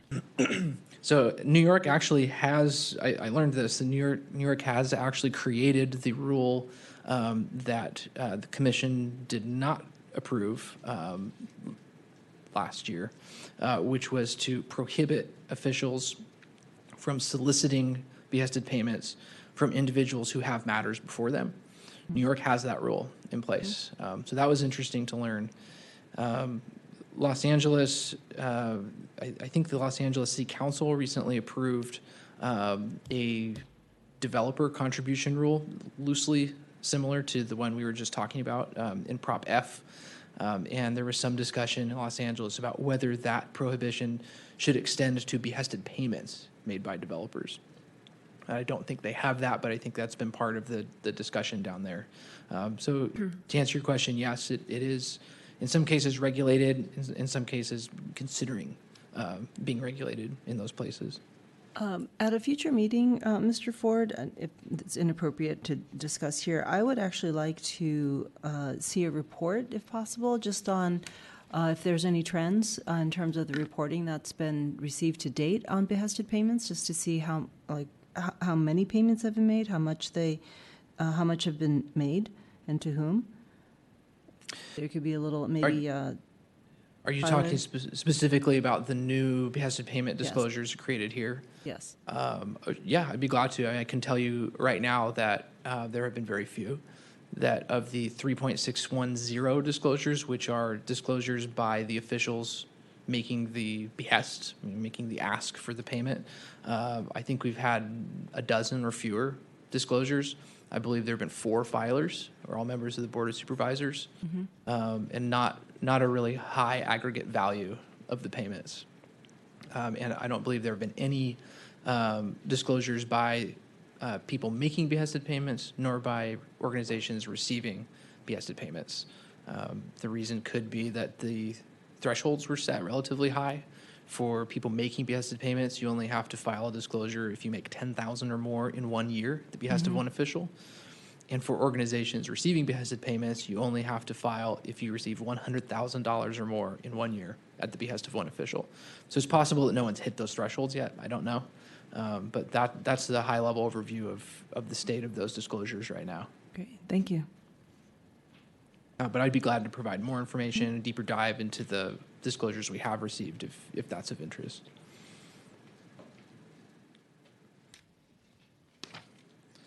The only other update I wanted to mention is just to highlight that next month, in addition to the Form 700 e-filing reg, that I'm also planning to bring a new policy prioritization plan to you, and would be interested in hearing your thoughts about what might be on that. One thing that I think should be included as a policy priority is to work with the City Attorney's Office, Department of Human Resources, and the Clerk of the Board on the biennial update of the Conflict of Interest Code, specifically the part of the code that lists all of the city employees who have to file the Form 700. During our discussions with employee bargaining units about e-filing, they again raised concerns we've heard in years prior about who files the form and their desire for a more robust biennial code review. So I think that's something that I should be involved in and represent our office and help with making that a good and robust process with other departments. So I think that's something I would like to put on the policy prioritization plan, but I think there is some bandwidth now that the regulations have been approved, and now that e-filing has been discussed with the units, bargaining units. I think there is some room to have another project. So I'll be working between now and the next meeting with colleagues on staff to identify some good projects to put before you. So I'll look forward to that discussion. Likewise. Thank you. I'd be glad to answer any questions that you have. Any questions? No? Public comment on agenda item number 7? Okay. No public comment. Agenda item number 8, discussion of informational report regarding possible elements in revising the Commission's fixed penalty policy. Good afternoon, Chair Chu and Commissioners. My name is Eric Willett. I'm an Senior Investigative Analyst with the Enforcement Division. I'm here to provide an informational update on staff's ongoing efforts to revise the Commission's existing fixed penalty policy into what we're calling the Streamlined Administrative Resolution Program, or SARP. First, I'll begin with a little background. At the August 2019 Commission meeting, Commissioners directed staff to move forward with a proposal to expand the Commission's fixed penalty policy for the purpose of reducing the uncertainty and time spent negotiating a settlement by providing a level of standardization and predictability to the Commission's enforcement program. And then at the September 2019 meeting, staff delivered a process outline with 8 steps, and I'm here today to deliver step 4 by detailing the progress staff made on steps 1 through 3. As to step 1, Commission staff reviewed the enforcement practices of other jurisdictions, including the Fair Political Practices Commission, LA City Ethics Commission, and San Diego Ethics Commission, as well as consulted internally with Commission staff who administer programs within the Commission's jurisdiction. These conversations were very helpful, and they developed the universe of violations applicable to the goals of the new expanded program, as well as the consideration for inclusion or exclusion from this policy, in addition to thresholds applicable to each specific violation type. As to step 2, Commission staff then hosted 2 interested person meetings after the November election and before the Thanksgiving break, and received stakeholder input on a series of questions related to the Commission's effort to revise these approaches. And this feedback established that members of the regulated community were in support of these efforts and expanding the existing policy. And they provided an opportunity for these persons to present ideas on violations types that they would like to see included, as well as for parameters that would include or exclude an entity or respondent from the program, as well as ideas with regard to penalty structure. And now step 3, based on its review of other jurisdictions, internal consultation with Commission staff, and feedback from interested persons, enforcement staff have developed an overview of preliminary considerations for participation in the Streamlined Administrative Resolution Program. So basic general eligibility requirements are that the Director of Enforcement reserves the right to include or exclude any respondent from participating within this program based upon mitigating or aggravating circumstances. And the respondent must agree to submit to the Commission a stipulation, decision, and order pursuant to Enforcement Regulations Section 12A, in which the respondent acknowledges responsibility for the violation as well as to adhere to the payment. And the respondent must agree to abide by established program timeframes for resolving these cases in keeping with the streamlined aspect of this new program. And general exclusions from the program would include evidence of intent to conceal, a failure to cooperate, a failure to abide by the timelines governing the program, repeat offenders, and conduct that resulted in more than minimum public harm. And with regards to specific eligibility requirements, enforcement staff are in ongoing consultation with staff from other divisions of the Commission, and enforcement staff will draft specific requirements for eligibility and additional considerations, factors, and exclusions that are specific to each violation type. And we will provide that in the coming weeks, most likely in the beginning of 2020. Now we'll turn to specific violation types that we would like to include within the streamlined administrative resolution program. We've preliminarily identified expanding the existing fixed penalty program, which includes essentially just 3 violation types from Article 1, which is the Campaign Finance Reform Ordinance, to expanding it out to 35 violations over 3 articles of the San Francisco Campaign and Governmental Conduct Code.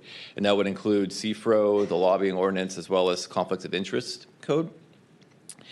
And expanded policy envisions both reporting and conduct violations that are relatively straightforward and don't require a large investiture of Enforcement Division resources to successfully resolve. And as you can see here within the memo contained within the agenda item, there are 18 violation types from CFRO, Article 1, 8 violation types from Article 2, which is the Lobbyist Ordinance, and 9 from Article 3 in the Conflict of Interest Code. And before I move on to our next steps, I'd like to pause and provide the commissioners an opportunity for any questions. How are the interested persons determined?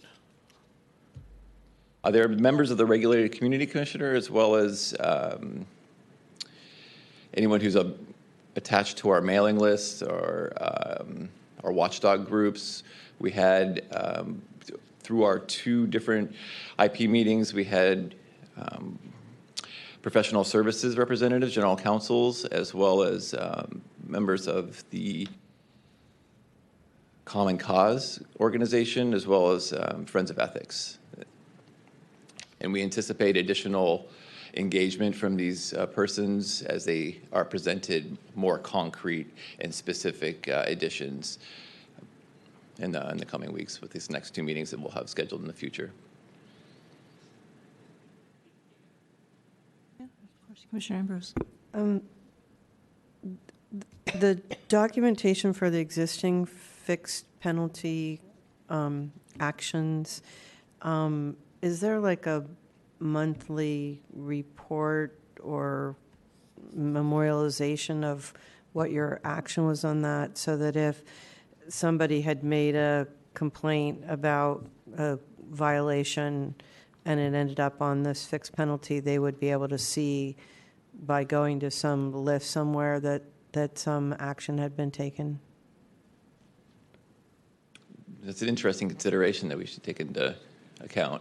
For instance, this commission meeting did actually include a stipulated agreement that was that took place through the existing fixed penalty policy. Mm-hmm. It was, I believe, agenda item 4 or 5. Right, and I saw that, and obviously if it ends up with a stipulated, yeah, it's going to be on the agenda. But just as we move, and really this is more for the protection of the staff, as you move towards more staff-based discretionary decisions, the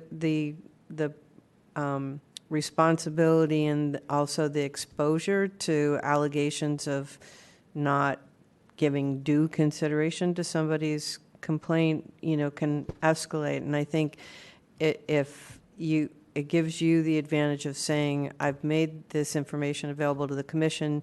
No one on the commission asked to bring it before the commission for review or reconsideration or something. Just is, even though you're not going through the formal process of not making a probable cause finding or a finding of no probable cause, if you had a list in general, mostly I was thinking about that in terms of the preference for using warning letters for certain of the minor and initial and unintended violations. Everybody's going to be asking you if they could just please have a warning letter instead of a $1,000 fine. By making that public information, it still has some approbation associated with it, and it also allows, presumably you have to keep track of it anyway, because I think obviously once you get one warning letter, you don't get a hall pass a second time around. So you have some, anyway, that was just my thought, is that if it wasn't already something that somebody could do a pretty quick search for, that you might want to keep a running tab that we would see so that you could say, well, it's out there. But I think I may have missed the very first part of your question, but if your question is, are we currently kind of memorializing and keeping track of the reasoning behind case dismissals in any kind of written way that we then can summarize easily? I was actually talking about is there a list of anyone who's been assessed a fixed penalty or got a warning letter? So I know you keep tabs of the complaints, but how the disposition of them, warning letter, fixed penalty, probable cause, finding, et cetera. Yeah, So, I believe we do keep that information, but we would certainly also keep it for the points that you underscored. yeah, I mean, We have that at least where you have, if you have a disposition with a fixed penalty or warning letter, that's going to be a public record, right? The complaints themselves, I'm assuming, are not publicly disclosed, but they are certainly known to the person who made the complaint. I just want to think about how to bring some sunshine on what the action item was, because I do think it'll provide the staff with some protection against criticism about how you've implemented or handled these various dispositions. So we can talk Any about specific eligibility requirements that we'll be bringing before you commissioners will include specific enumerations for warning letters, the thresholds for what is not minimal public harm, and what would be excluded from the streamlined administrative resolution program, as well as we envision including that language within our enforcement regulations, so we would be able to cite to that within the stipulated agreements as well. Okay. All right, that was my only comment. Thank you for that feedback. Thank you.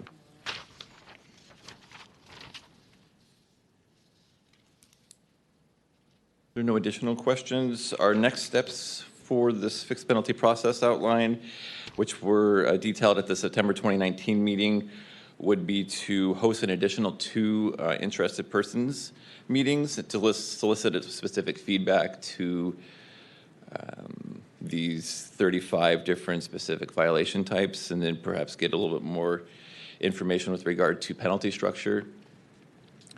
And then revise the draft as appropriate as number 6. And then number 7 would be to present findings and recommendations before the commission for discussion of potential adoption and iterate if necessary. And as I mentioned, we were envisioning perhaps creating, placing the streamlined administrative resolution program within the existing enforcement regulations. And then after commission approval, we would begin implementation of the new program. That concludes my presentation. Any questions from commissioners? When are the 2 additional interested persons meetings? We've got to establish that, Commissioner Gray. We were hoping to do those in the early, within January and February, perhaps, but definitely within early 2020. Yeah, I think we've got some momentum going here, so it'd be Certainly. great to continue to build on that as we head into the new year. And I do know, here it is. Ms. Mayo had included comments, I don't mean to get ahead of myself here, on the agenda item number 8, and so I just would want to make sure that you and Jeff and the team consider that, her feedback here We have as well, and she may come up during public comment as well, so please do take that into consideration. understood. Thank you, Chair Chu. Thank you, Commissioners. Okay, public comment on agenda item number 8.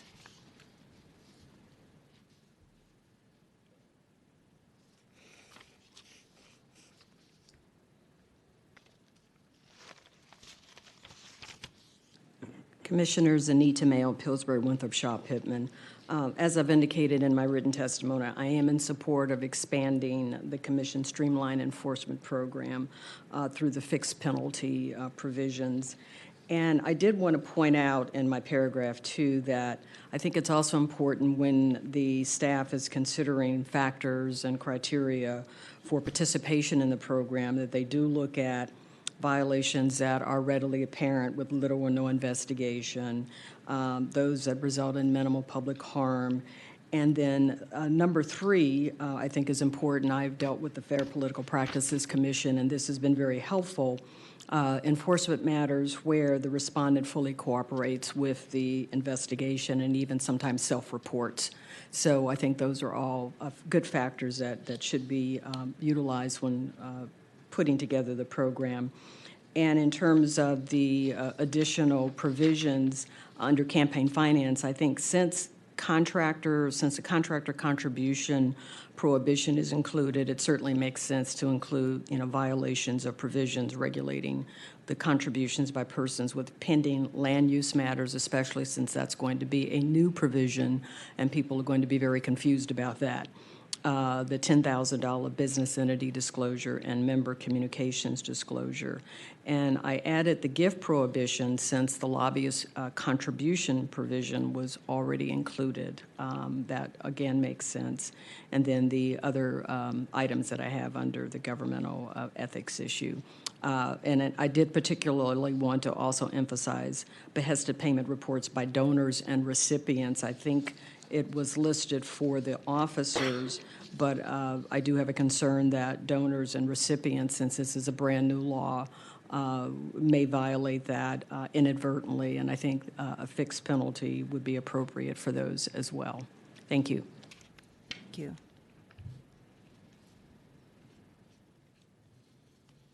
Any other public comment on agenda item number 8? Okay. We look forward to seeing the next phase in 2020. Agenda item number 9, discussion of monthly staff enforcement report, but not including an informational presentation on the city whistleblower protection. It was included as a clerical error in this agenda. This was covered in last month's meeting, but the public is welcome to comment on this. And this agenda item also includes an update on various programmatic and operational highlights of the enforcement program's activities since the last monthly meeting. Good afternoon, Commissioners. Jeff Zumwalt, Senior Investigative Analyst, presenting this agenda item on behalf of Jeffrey Pierce, our Director of Enforcement, who's not here today. As a portion of this agenda item, we're pleased to have Mr. Jeffrey Schmeichel, the Director of the Bureau of Delinquent Revenue. Mr. Schmeichel has agreed to appear today to provide an update on BDR's efforts to collect on unpaid late fees and penalties that the Commission has assessed, but the parties or respondents have yet to pay, as well as to answer any questions the Commissioners may have regarding their collection process. All right. Good afternoon. So Jeff had sent me a list of questions. I'm not sure if you guys had those questions with you on some specific items you wanted me to cover. No? Okay, so I can walk through the questions if you'd like, and then just answer them. So there's 10 of them in total, so let me know if I get too long-winded. So one of the first questions was, how does our office, the Bureau of Delinquent Revenue, decide how many resources to invest in trying to locate a debtor? And to answer that question, we typically evaluate the collectability. So how much information we have on the person, as well as if there's any ways to execute on the obligation. And also the total value will help determine how much effort we're going to dedicate to try to invest in trying to locate someone or to execute on the obligation in and of itself. So, and I guess I'll stop each time in case you have any questions on the response. The second question, does the Bureau ever decide that the cost of locating a debtor or seeking payment outweighs the benefit? And yes, there are times where, let's say, for example, if someone who has assets outside of the state or they reside outside of the state, but the obligations are owed here, and we'd have to seek outside counsel or hire outside counsel or efforts there that's more costly, then we would typically circle back to the commission to communicate that, so that you'd be aware that if you send us an obligation, say for $5,000, but the cost to pursue them is going to exceed that, or even if it's 50% of it, you may not want to spend that kind of money to pursue them legally. We'll communicate that so the Ethics Commission can make that decision. A list of objective criteria that tells you when you basically just pull the plug, or is it a discretionary decision each time? It's typically discretionary. It really depends on what information we have available to us at the time. And, we do have some cases where the balances are pretty significant, or if we had some good forward momentum, we obtained a judgment, and the judgment buys us time to go back as we would like to, then that can also play as a factor in deciding how much time and effort we want to dedicate to it. The third question: what role, if any, does the Ethics Commission as clients play in advising the Bureau whether and when to cut its losses and give up an account? And it's completely at the Ethics Commission's discretion. So if you have instances where you believe it's just not worth us to continue to pursue them, we're perfectly fine with having those cases recalled back or referred back. And can I jump in here? So do you meet with Ethics Commission staff periodically to review the list of our active debtors? cases? We send a monthly report. Okay. And so the monthly report will share what the current status is, the last actions taken, where these cases are, and it also kind of gives them a timeline. So we can have some cases like one of them is currently in a bankruptcy, and how much time is it going to take for it to go through a bankruptcy process, and the efforts that we're making behind that, which are pretty limited in a bankruptcy. But nonetheless, we share that information on a monthly basis. Okay. The next question, what method does BDR use for skip tracing? And we use Medi. So within our office, we have access to various databases that are unique to TTX, such as, say, for example, like business tax filings and other information such as that. We also use LexisNexis. There's DMV. We pull employment information.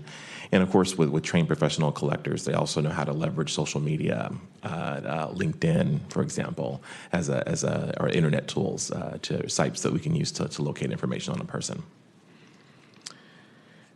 Number 5, how does the Bureau decide when to reassign an account to a collection agency? And this is also part of the cost effectiveness discussion component. So sometimes if we look at our resources, and we have had cases, not specific for the Ethics Commission though, where if they are located outside of the state, and we do have 2 collection agencies who supplement our collection services that we can assign to them, and they do collections all throughout the U.S. So it may be more cost effective to have them go for it versus us spending money directly. Number 6, recent status updates have indicated that debtors have promised to pay or refused to pay. How do debtors communicate those promises or refusals, formally or informally, for example? Is it over the phone or via email or some other way? And technically, it's all those ways. So a promise to pay, as we define it, is when the debtor has committed to a specific date of repayment and the dollar amount. And the dollar amount typically is for the entirety of the balance. So anything less of that would be either a settlement discussion or it's a payment plan based on the debtor's ability to pay.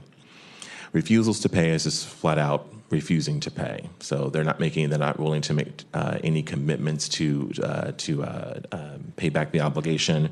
So that just basically informs us for our next steps. So refusals to pay typically will escalate if we have the ability to execute via a judgment. Those are typically the past. Those cases will go down.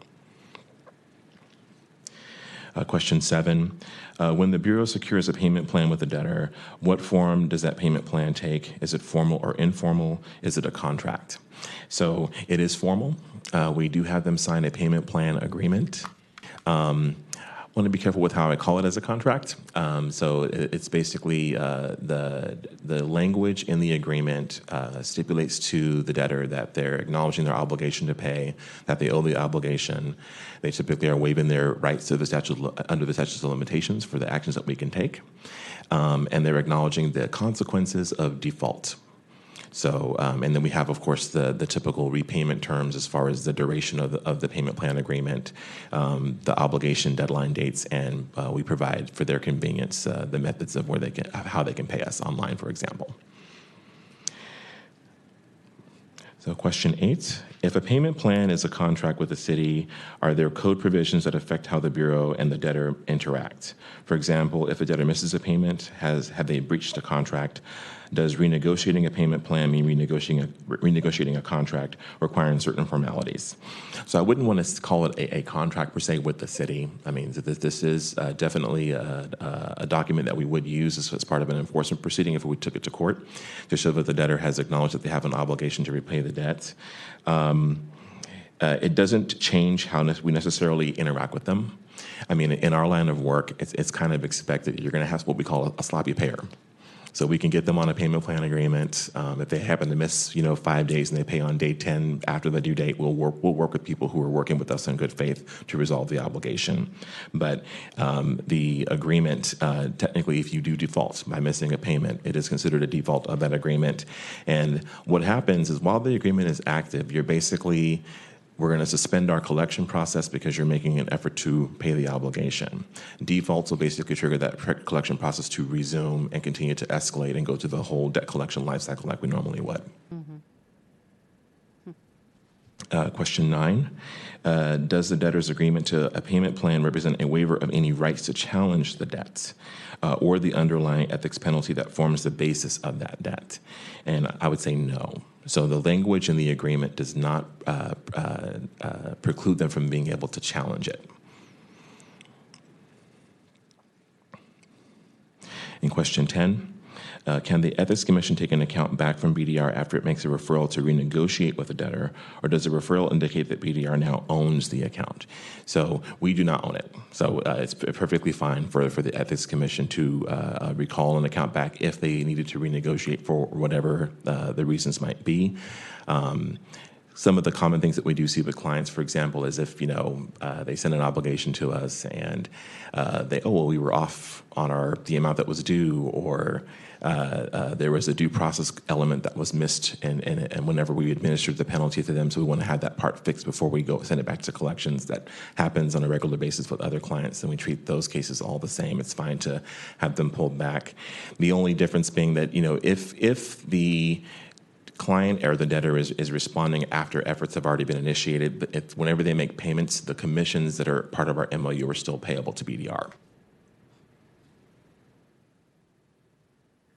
I'm sorry, could I go back to my original question? I've been mulling it over, and that's whether you have any objective criteria or not. So this is sort of a two-part follow-up. Number one, has the Bureau ever considered whether it ought to have at least a few bright line criteria? For example, if the claim is less than X, we will not spend more than Y months chasing. Oh, gotcha. I'm so sorry. I totally missed that one. So anyway, and then the second part would be, has the Bureau ever compared its policies with the policies of similar jurisdictions to see how they focus on collecting debts? Answers to both questions. So as far as objective criteria, yes, we typically apply the full collection effort for accounts that are of $1,000 in value or greater. That's the primary criteria is the value. So anything less than 1,000, we're not really going to consider going down a legal route. Those typically probably get the standard collections treatment, which is our notices, up to 90 days of dialing, and then they typically are assigned to a collection agency after that, where that's just passed on. Anything over $1,000, the collectors will look for assets. We typically do work them up to 18 months before we assign them to the collection agency. And then the second part of that question, as far as comparing to other government entities who do the same collections that we do, yes, we do. So we do touch base with other members of different commissions, like the CMRTA, for example, different organizations that we share other relationships with other city agencies. We do share best business practices and how they would perform evaluations on the ability to pay and the return on investment as far as the time and effort that we put in. Thank you. Commissioner Ambrose. I think I heard an answer to a question that I had, which is the control and responsibility for the management, the ultimate decision on management of these outstanding debts is retained by the Ethics Commission. So it's not a matter, it's referred to your bureau, you're assisting the commission in the recovery of that debt. But there have been some that have been carried here now for 7 years. And that was part of the genesis for some of these questions, is like how much longer are we going to be reading about that this person is unable to be found? We should not here and now, but follow up with the staff in thinking about how we might be able to give further, feedback to you about whether or not you should continue to carry this on, some of these on your to-do list. Understood. Really what, I think part of that too would be that, especially for 7 years, some of the older cases are typically judgments. So we probably would just have them for the duration of the judgment. So periodically, the collector may do post-judgment review, where they may just continue to look for assets or try to locate the person or locate assets to try to execute the judgment against. But understood. Right. So, and this is probably where the discretion, as opposed to so much a hard criteria, if you have a judgment, so you don't have a statute, you're not on a short statute of limitations, as you just said, you Right. could, it can sit fairly dormant, and every once in a while somebody picks it up and runs it through the system, and to see if that person has made their presence known or an asset becomes discovered. available. Yes. Right. Okay. So it's not like somebody is spending 15 minutes every week trying to find this person for 7 years, right? Yeah, no. So it'll just be typically we for judgment cases, especially for small volume, because this I think we only have like 9 active accounts. That's for like maybe once a month they'll touch it, and then from there it really depends if they're able to identify any leads to an asset. But the judgments we are good for 10 years, and we renew them up to the full 30 years. Okay. So actually, on that note, for Chris Jackson, whose referral date was 6.5 in 2013, 6.5 years ago, I did spend not 15 minutes, but You know like what? 10 minutes. I'm not sure that that's actually on the agenda, though, his specific case. Can we, anybody feel comfortable? I would refrain from referring to Yeah. specific Yes. cases. Okay, And I if think we that could might keep be it to something you might process. want to talk with them about Okay. after the meeting. that's fine. Well, LinkedIn is a wonderful place, as is a Google search. I would encourage that your team do that, because it can be very fruitful. Well, I appreciate that. Thank you. Yeah.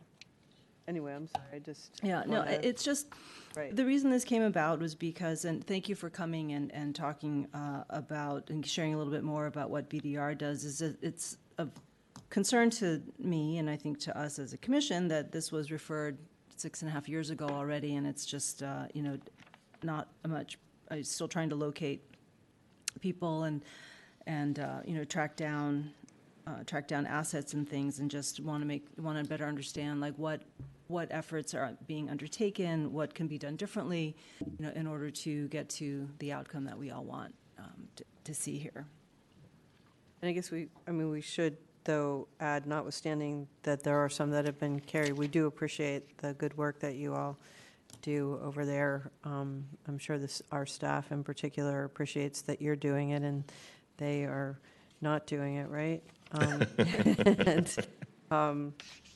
there are these kind of, whatever, some holdouts, as Yes. it were, that we want to make sure we're doing what we need to do to get. No, I appreciate that, and Correct. if the staff ever run into anything that may be a benefit to BDR, we'll definitely happy to collaborate to help push things forward. Okay. All right, thank you. Any other questions? All right, well, you guys have a good rest of the evening and have a good weekend. Thank you. Thank you. Great holiday. Any public comment on agenda item number 9? No, okay. Agenda item number 10, discussion of existing Ethics Commission regular meeting schedule and possible action to provide direction to staff regarding notice of potential bylaws amendment to revise regular meeting schedule for 2020.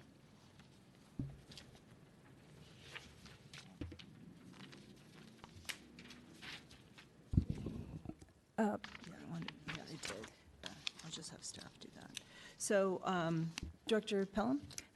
Thank you. I just wanted to highlight on agenda item 10, we wanted to provide information to you at the request of Chair Chu. It is the time of year when the commission typically looks at its regular meeting schedule to identify for the coming calendar year if the regular meeting schedule still makes sense, if you'd like to make any changes. As the memo notes, if the commission wants to make changes or consider changes to the regular meeting schedule, there are a series of stars that need to align. One is that there needs to be space available, and so we have spent time looking to identify space that could accommodate the commission's meetings at different times if you wanted to consider that, because our meetings are, as you know, televised on SF.gov TV. So we have proposed a series, and the second thing that needs to align is time to allow for a notice of a bylaws change if the commission does want to meet at a different time, because the bylaws do require that the commission establish what's called a regular meeting schedule. And so those dates would be approved after a period of notice. It can be agendized for the commission. If the commission wanted to make some changes and direct us to do a notice of the bylaws change, we could do that in time for the January 17th meeting in 2020. But we wanted to provide this calendar for you as well as the language of the bylaws so that you could see what the options were at this point. And we were able to identify the three options shown on the second page of this report. First, that, of course, the commission retain its current regular meeting schedule of start meetings at 2 p.m. on the third Friday of each month. We also did identify that there could be a meeting change to the first Friday of each month, starting at 9:30 a.m. And thirdly, another option is to change the regular meeting date to the second Friday of each month and change the start time to 9:30 a.m. It is also the case that, as you've seen over the years, there may be some months that commissioners cannot make a particular meeting date. When the commission approves its schedule through a bylaws change, that certainly could be noted in the schedule. So if 1 month needed to be off of what was adopted as the regular meeting date, we could put that as well. So the regular meeting date can stay as is, and we could note if there are any exceptions to that over the year if need be.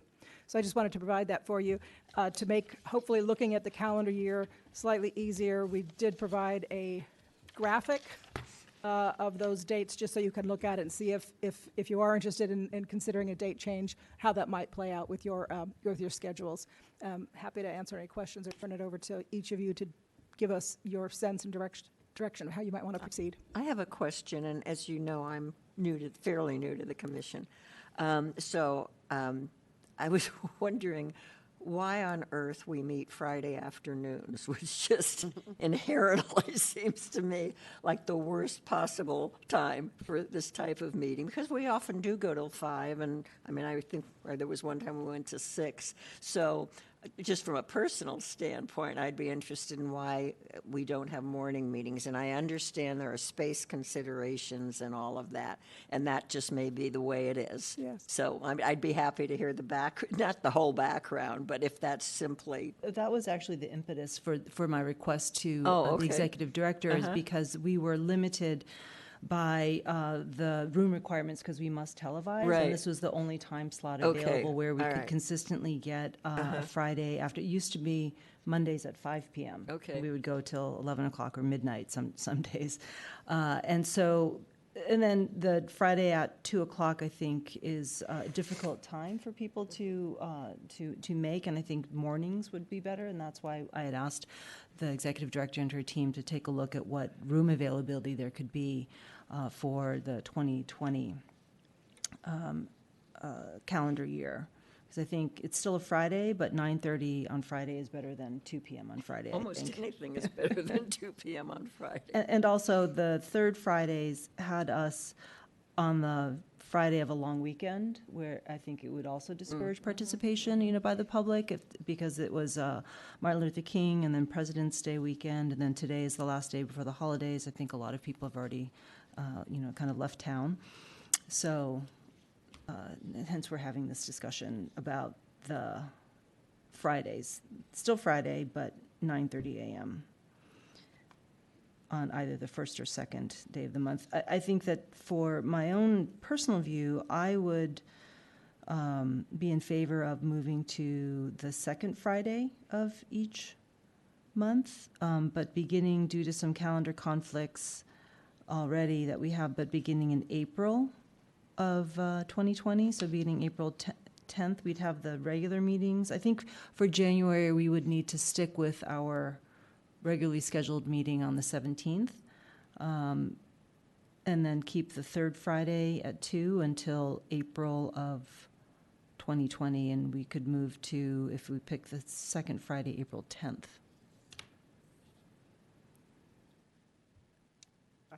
I like that idea myself. Would the second Fridays work for? I don't really care whether it's the second, third, fourth, or first. If it's going to be at 2 o'clock, it doesn't matter to me. So whatever works for Commissioner everybody Gray, else. is there a date? So we're saying keep the regular dates for January, February, and March, and then in April we go to The second Friday. second at 9:30? Is that what Yes. we're saying? That's fine. And I guess we'll put this on the agenda for January, so Commissioner Lee would have an opportunity to. To weigh in as well. Okay. All right, yeah, I'd certainly appreciate being able to consider that. And we can also get some feedback from the public. They are watching. Great. I don't think a motion is required to do this, since you're just directing us to issue the notice, and the action would be placed on the January 17th agenda. So we'll provide the background for the public and make sure it's in circulation in time to provide you the opportunity to act at that point. Well, I'd like to know too how the staff feels about it. I mean, this obviously affects you, and maybe, if moving it changes things and makes it more difficult for you, then I would like to consider that. Thank you for that point. I think staff would be in favor of moving it to an earlier time in the day as well. I just think it does give more time for the meeting to play out in the normal course. I think Friday afternoons are difficult for the public to be here. So morning meetings, I'm hopeful that we'll see more people. But certainly, we will work with the commission's desire is based on your schedules and the commission's public comment at the January meeting. But we're flexible, but we are happy to start earlier in the day. And we would have the room for a sufficient number of hours. I know these rooms are booked pretty solid, so you'd have it till noon or something. Yes, I think we'd have it beyond noon as well, so there wouldn't be an Because outside no one wants to restriction. meet on Friday afternoons. All right, great. Okay, thank you for that. Okay, thank you. Any public comment on agenda item number 10? Okay, being none. Agenda item number 11, discussion of executive director's report. Thank you. On this item, just a brief report recapping some of the program implementation updates that you heard from Pat Ford in his report. I did want to follow up with a bit more specific information. At the last commission meeting, I relayed that we had learned that Board of Supervisors President Yee had requested an audit of the commission. That is a motion that was directing the budget and legislative analyst to conduct a performance audit of the commission as a priority as part of its work for this coming, for this fiscal year that we're in. And there, we followed up directly with the BLA office and also with Supervisor Yee, and we understand that there's a motion to approve that, would be considered at a meeting likely in the early part of January. So we will keep you posted on that. We'll be available, of course, to answer any questions that the board might have. But I reached out to Mr. Rose and his team to let them know if this does pass, we're happy to provide whatever assistance we can to enable it to be a smooth and effective audit. So we'll keep you posted, but that is something that will require legislative adoption, as I understand it. And then I wanted to highlight one of the items on the staffing news. We do have the investigative analyst position posted. We did extend it for 2 weeks through December 31st on SF Jobs. Because we realized with the holidays it might make it difficult for people to focus, but we wanted to extend that. So we look forward to being able to have that process moving in earnest at the first of the new year. And then we will also be posting and dusting off 2 other positions to try and get them through the pipeline as soon as we can.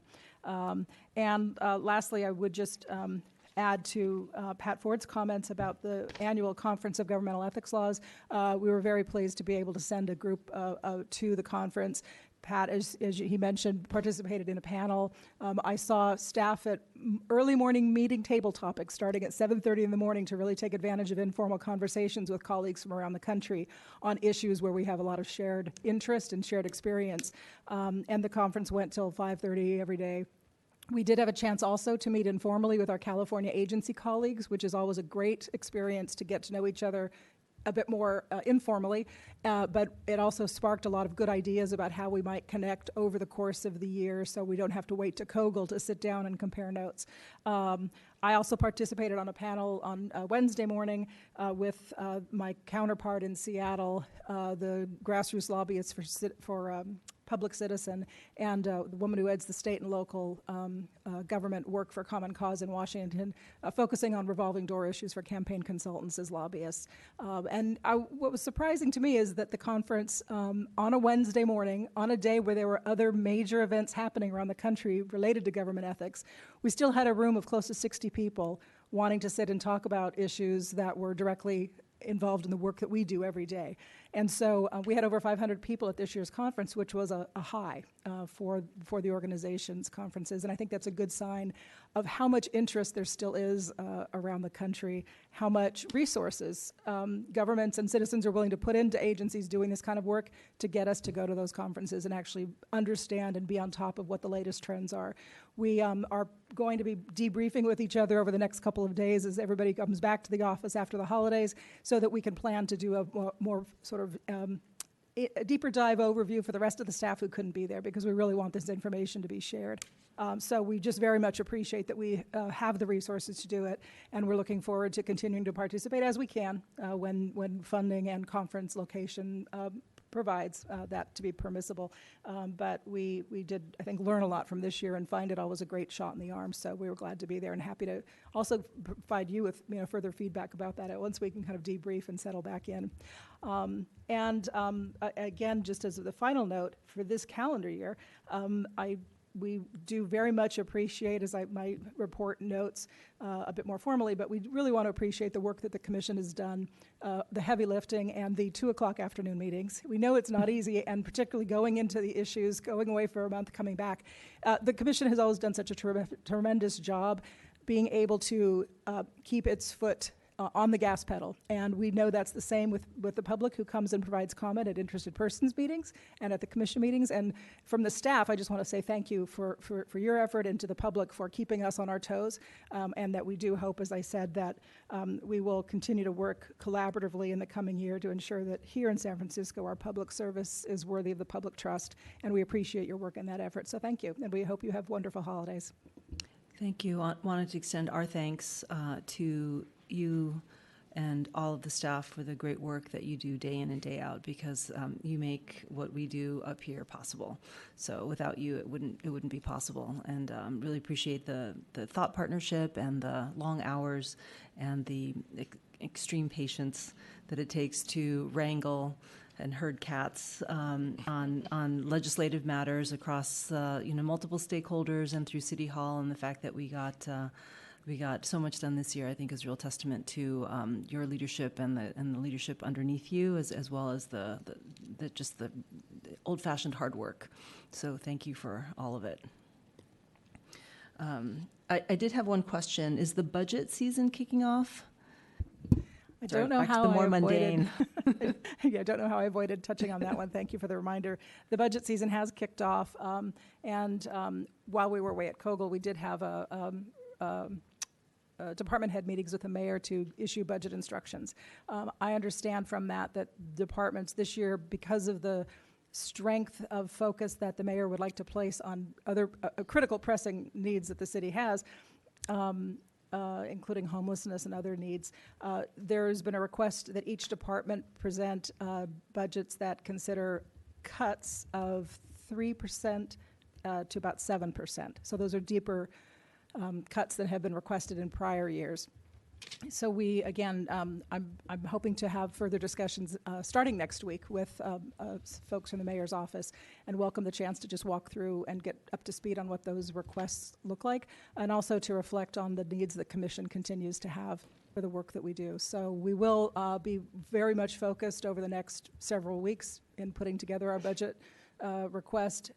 The budget will be due on February 21st, which is the date of our February commission meeting. So we will work to put together as much information as we can wherever we are in the budget process for the commission's January meeting, so that you and the public can be informed with what we know at that time. But it is likely, as you know from prior years, given the work that the budget takes, it can be sometimes hard to have a final picture of what those requests or exercises will look like until we actually submit the thing on the February 21st. But so we want to make sure that there's information presented to you in January, and we'll do our best to be as full about that as we can. Thank you. I'm happy to answer any other questions if you might have them. We'll just Happy holidays. call for public comment. I think there being none. Agenda item number 12, discussion and possible action on items for future meetings. Is there anything? I just had a quick question. There was an email from someone about possible further amendment to the public financing regs concerning the counting of, if I can remember, of campaign, of public financing funds as part of the triggers for campaign independent expenditure cap. Did you see that email? I wasn't the only one. So I mean, obviously, I'm not putting a timeline on it, but I would like to understand better the problem that was identified and what your staff recommendation is about whether and how it should or could be addressed. I'd be glad to talk with you about that. Okay, great, thanks. Public comment on agenda item number 12? Okay, there being none. Additional opportunity for public comment on matters appearing or not appearing on the agenda pursuant to Ethics Commission Bylaws, Article 7, Section 2. Okay, there's no public comment. Move to adjourn. Happy holidays, everyone.